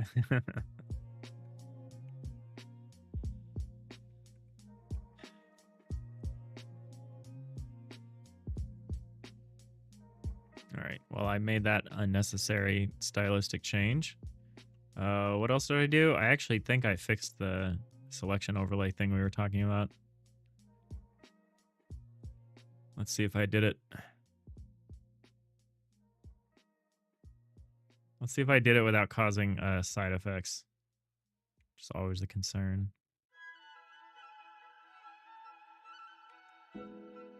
So now if we select this, yeah, sick. What if I do this though? Yeah, okay, what if I do this?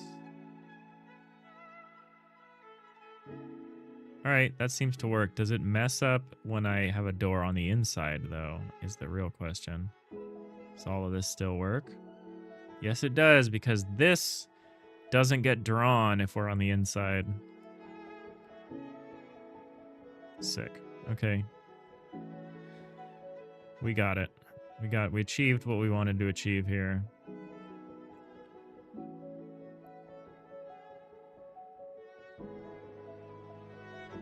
So what we need to do now is we need to make it so that the door layer only renders the door face, and the other faces, like the floor pieces above the door or the cutaways and all that stuff, the Z, like if a door is X-axis, X-facing, the Y-facing wall and the Z-facing top piece, they need to be rendered not on the door layer, but on the relevant layer, like along with the rest of these bulk Zs. Like this should be rendered with a bulk Z or a bulk Y.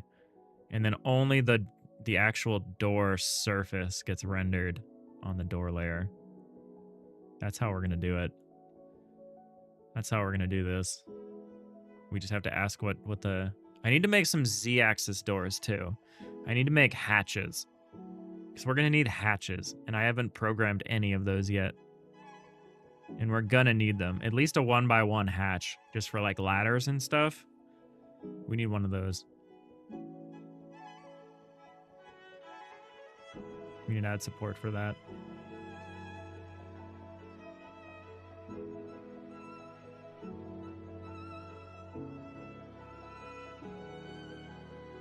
And we'll probably want bigger ones too.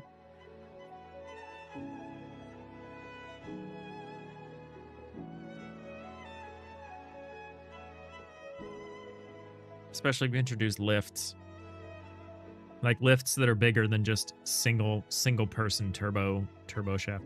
Actually, I bet a turbo lift should be bigger than 1x1. A turbo lift should probably be like 2x2. Just so that multiple people can ride in the turbo lift at a time.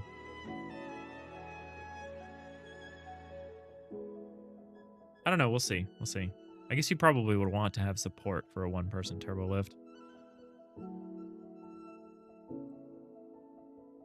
So we need to take the solution that we coded in here and expand it to the other side. Okay, so first we need to find the solution, which is here.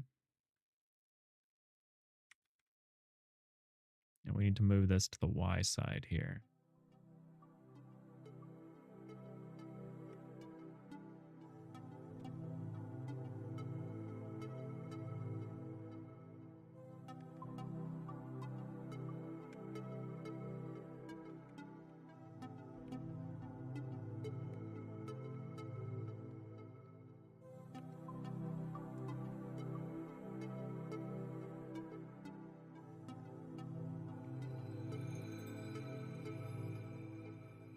don't love that. I don't love what's happening there, but I should probably just make this one line. Like that. I can get rid of the parentheses.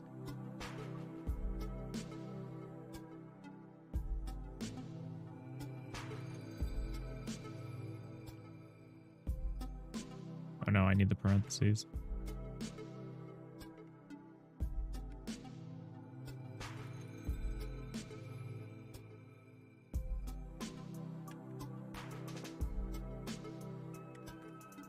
That looks better.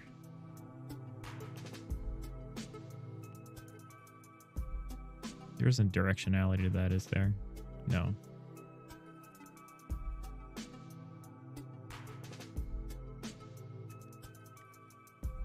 Yeah, that's a lot better.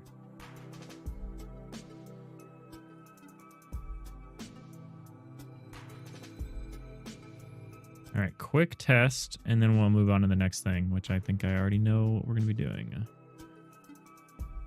I described it already.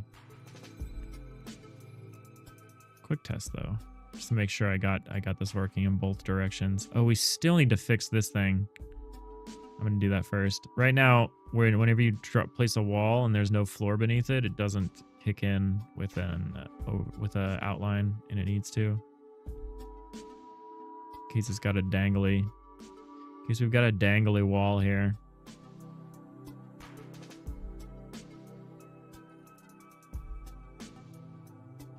Let's see. Does that work? Yep. Does that work? Yep.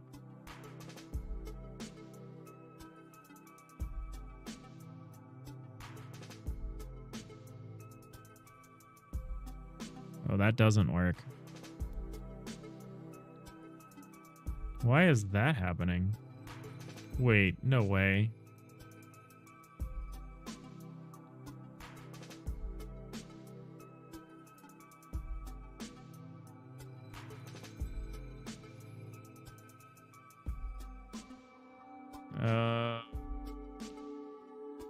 That's annoying.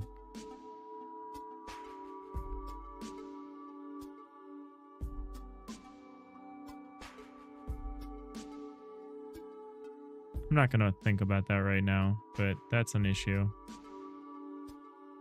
All right. Yeah, these auto tiling rules are just so insanely complex. I know they're not actually that complex, but God, they feel like that. I kind of just need to rewrite the rules with this new understanding that whenever you have layers that can be seen through other layers, in theory, because layers share this vertical outline, either the bottom line or the top line, you know, depending on whether you're the one beneath or above, they share these, and the outline needs to always be drawn by whatever the furthest down or furthest back one in this chain is. If it can be seen through, it needs to be by the farthest back one, because that's how the overlay will work. Otherwise, the overlays don't work correctly because of all the Y sorting being done. And I did not write the rules originally with that in mind. And so I've been kind of piecemeal updating them, but that's probably something I just need to do a big audit. Got to do a big audit of the auto tiler. I want to do that before we move on to the corner cases. I want the edge cases to be completely covered. Which probably means I'm going to go undo the workaround I implemented earlier and try to come up with a proper solution. But for that stuff, we're starting to approach things I should do offline. For a lot of this, we're approaching things I should do offline instead of just bore people by doing all this online. There's more interesting things we could be working on. All right, well, we're gonna try to do the door now. Oh no, we're gonna try to fix the bulk thing that I described, where the bulk is not correctly generating an outline when it's the lowest, when it doesn't have a floor underneath it. We're gonna do that first. So that is, excuse me, y+2. So the y+2 branch, which is here. This needs to say, so this says if holes.contains key key with w equals int tile.layers.x. Sure. And this. Oh, this mask is, I think, incorrectly nested. Yeah, I think that's literally the whole problem. Is just that the mask is not nested correctly.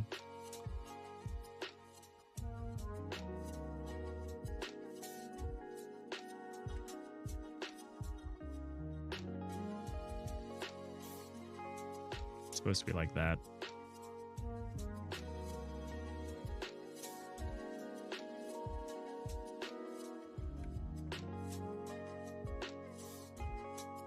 Interesting how that doesn't have an effect.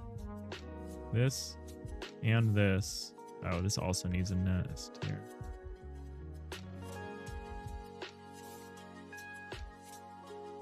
That's how this should look. I think that's why we were seeing a problem. I could write this like this, though.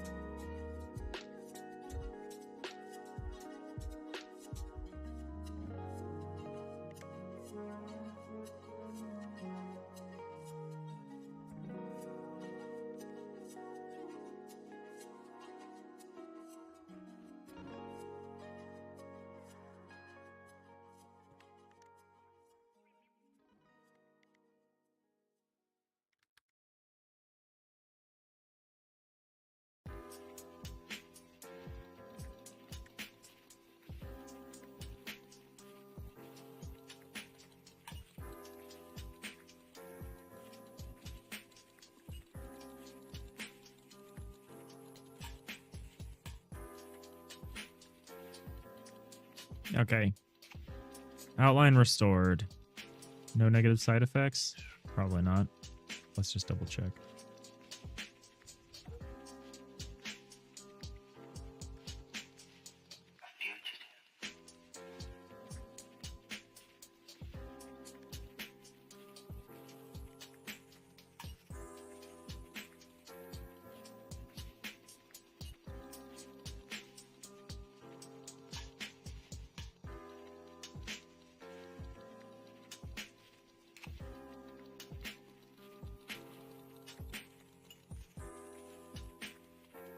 And just like a week ago, we couldn't get any of these top line outlines to show up underneath things over it. This has been a huge change, and it's really nice. It looks, I know it looks super janky with the corners still, you know, not being overwritten, but that's one of the next main things.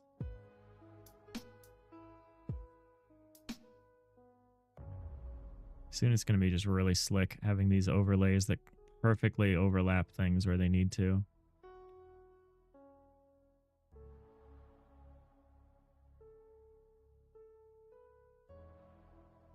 Oh, wait, does that work now? Hold on a second. I don't think it does. Yeah, that is a problem.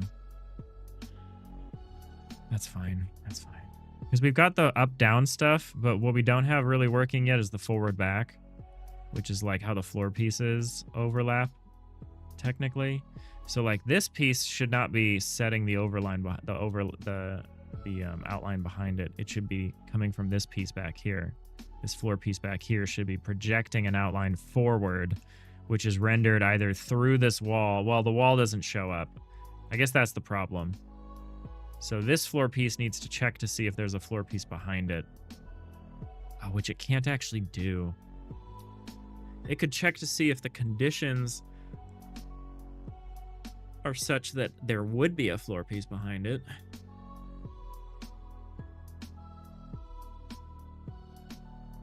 Okay, I think I understand how that would work.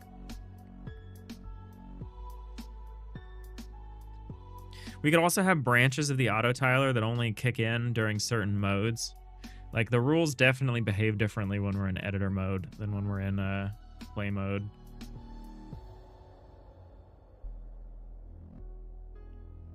Probably do something like that.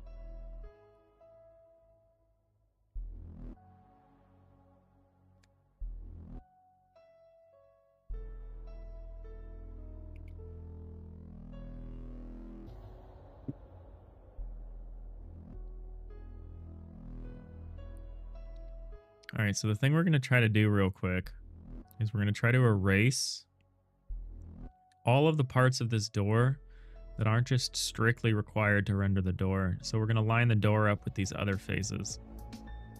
And that's just super easy to do insofar as all we're really doing is taking this.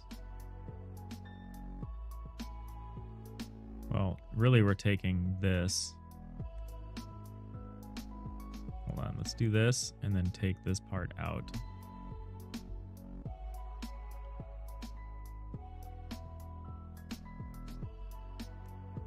And that was the wrong layer. Why did I do that on the wrong layer? What is wrong with me?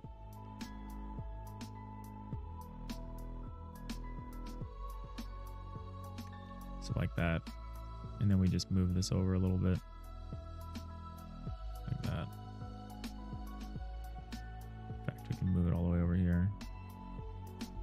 I think I'll do them first and then I'll rearrange them.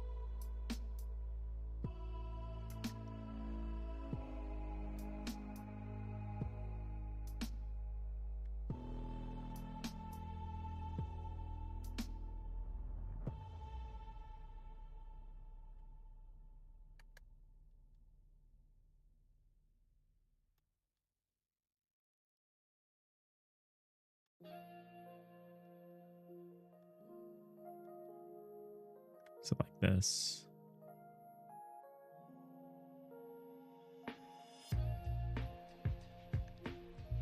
Now we can move them all over here.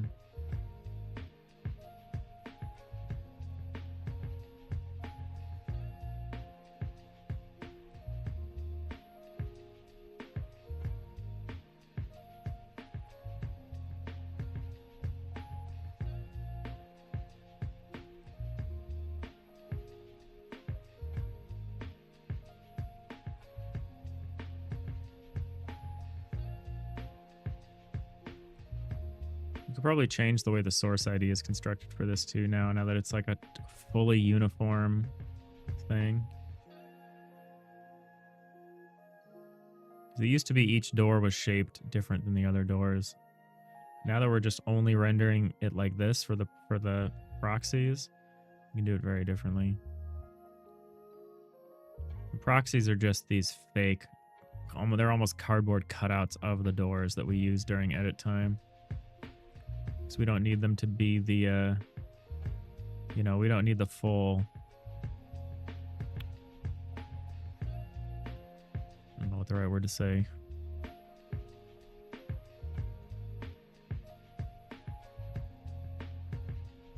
We don't need to draw the whole door block or node or whatever. I don't know.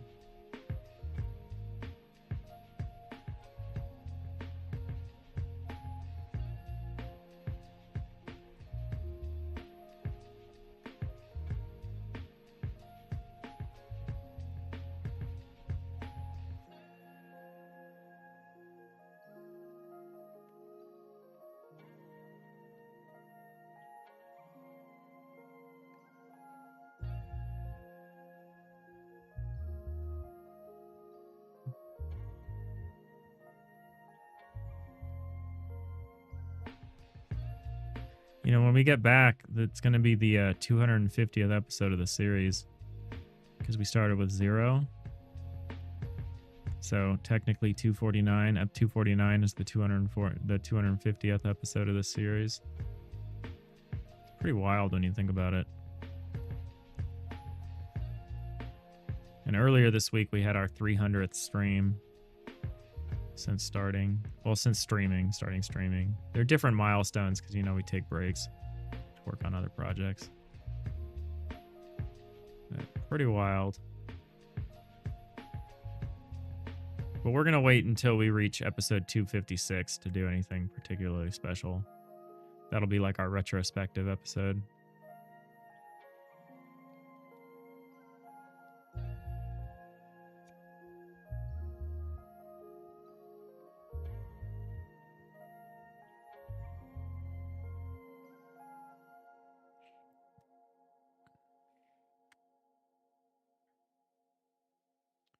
Arneo, you're pleased to announce that you've achieved your project work goal for the day. A little arrow that points where the ship is going. Hell yeah.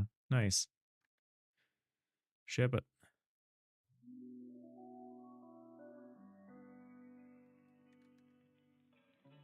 Nicely done. We're close to meeting my goal for the day, and then I can get out of here, go do laundry, eat some lunch,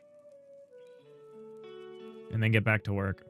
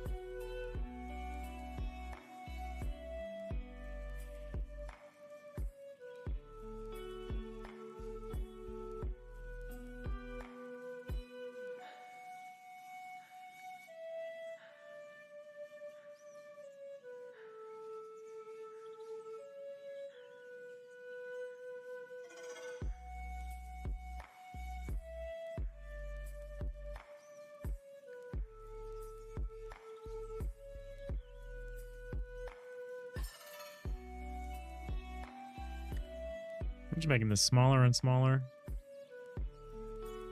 I'll probably move this to its own file soonish.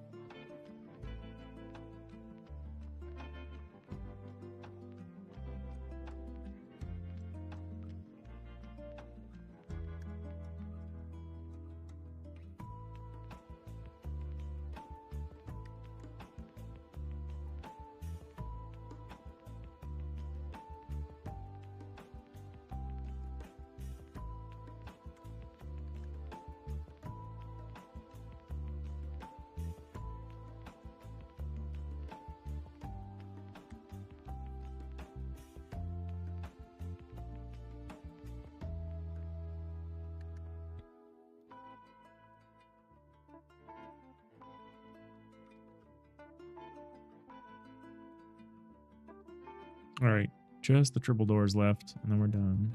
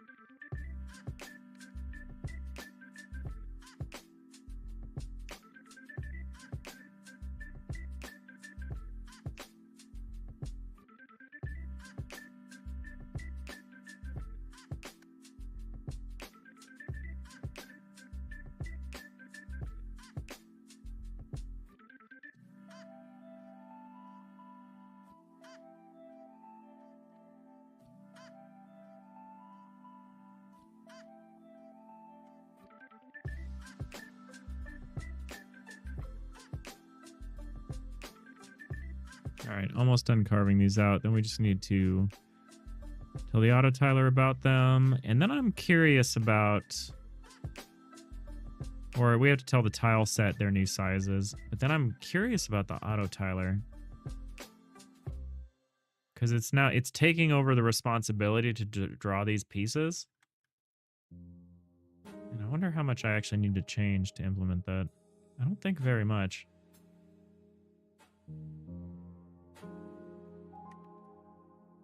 I think I have carve-outs preventing them from doing so I can just remove the carve-outs, I think. I hope that's how that's going to work.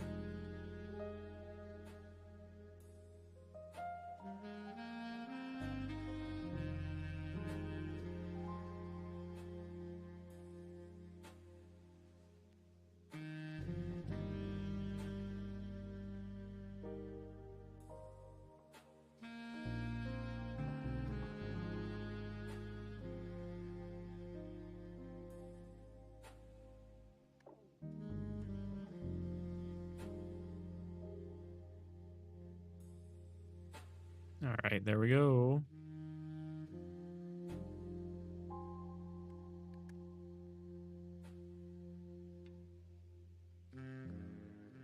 Nice and compact. Got room for some additional stuff over on the side. Plenty of room. Probably even move these up here. What I would actually like to do is move these up here like that. I don't know, because it doesn't matter.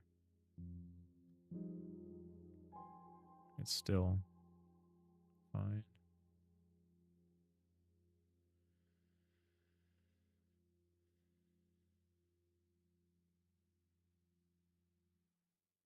Yeah, we can make it like 128 by 128, I think. Oh no, we couldn't. Okay, this is the best we can do. Good enough for me. All right, now we gotta fix the tile sets real quick.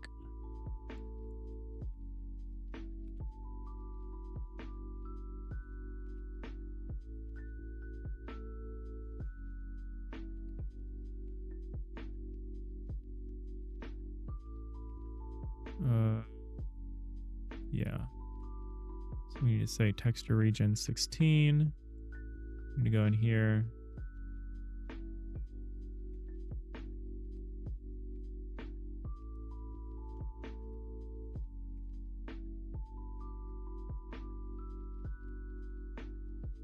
This needs to be -8, 10. Yeah, okay.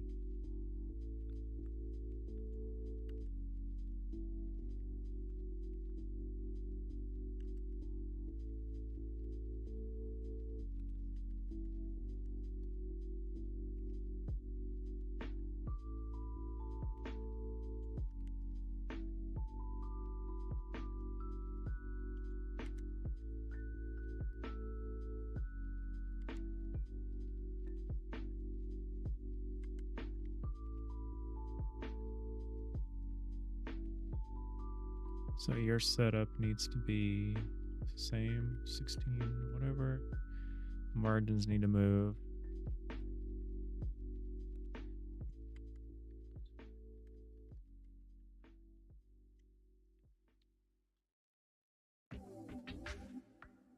$832.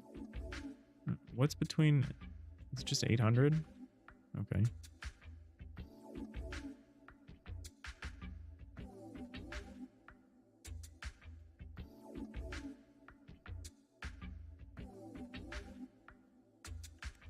-810.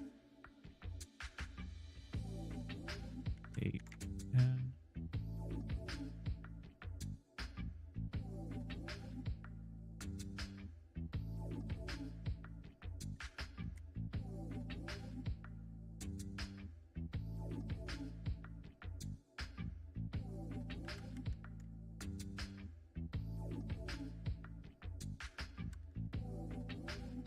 All right, let's see what we got.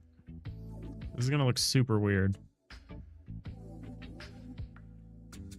Then we just find the carve outs, turn them off.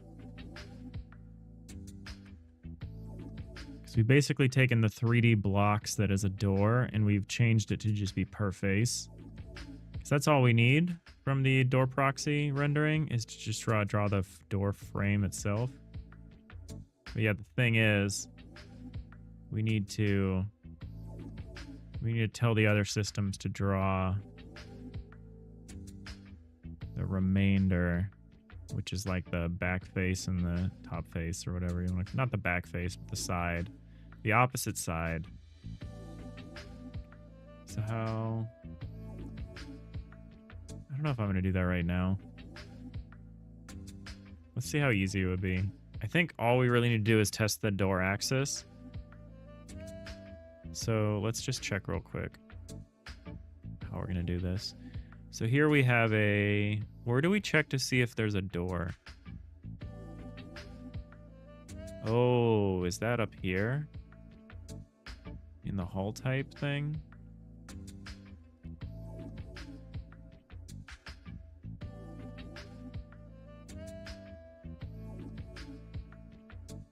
No, it's not there. Okay. Then is it here?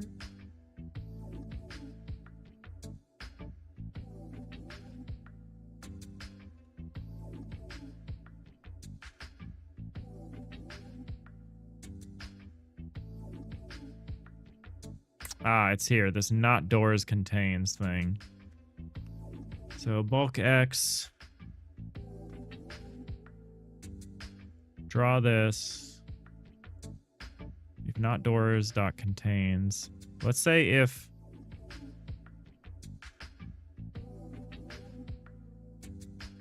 it's if not doors contains or Or actually what we can do here is we can say doors contains. So we can say if doors contains, then what we do is we also ask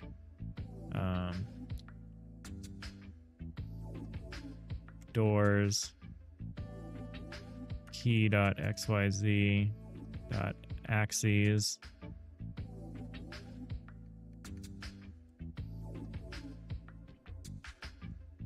equals axes dot y. And if that's the case, we'll do that. Otherwise we will say default.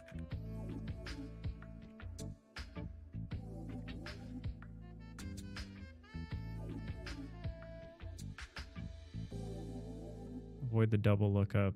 Oh yeah, try get value is better.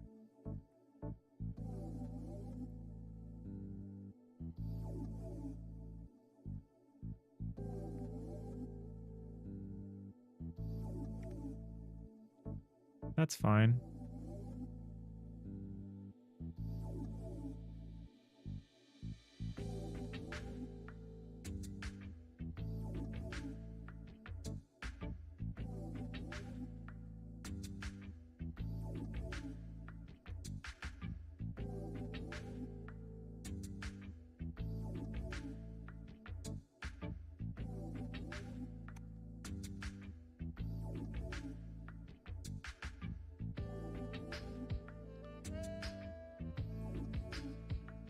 I might eventually do this a little differently, but for now this will work. So we're just going to do it.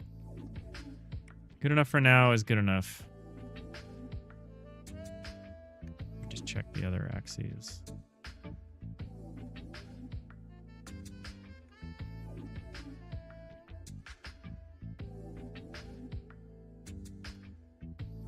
I would like to not have different comps for each tile set atlas face, but that's also good enough for now. All right, where's an error? There's an error here somewhere. Or is it? Oh, it's here.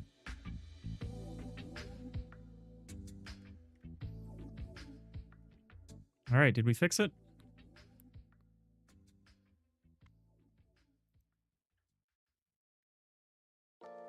So if I just draw this and I just slam some doors here. That is weird. That's not how that should look.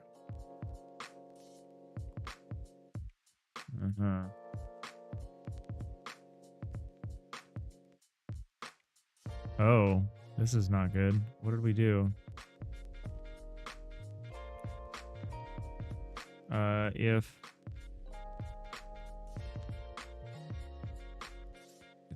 If we don't have a tile block, just draw. Otherwise, if we do, doors. Oh, doors. So if there's no door, I see. Like that.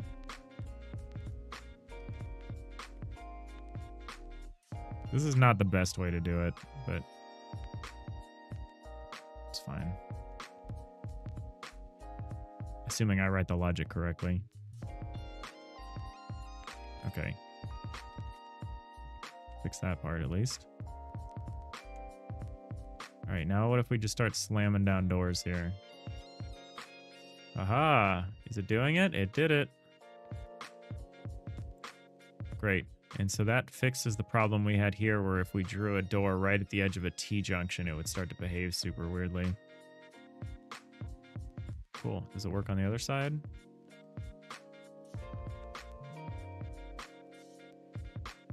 Great. Love to see it.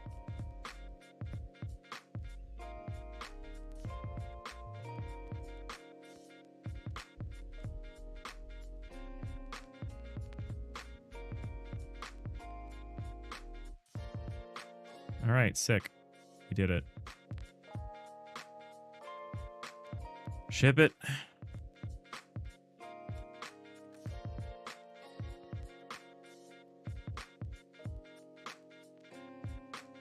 All right, I think that's it for today.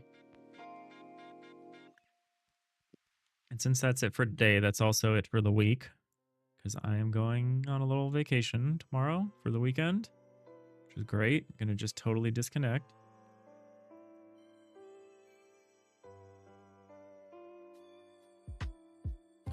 We'll be back probably Wednesday next week. So about a week, a little less than a week off, which is nice for me. Be really busy. But yeah, I appreciate everyone for watching. Since I won't see you, I hope you all have a great weekend. Yeah, take it easy. Have a great rest of your day. And I'll see y'all next time. Bye. Thanks, HP Robo. Appreciate it.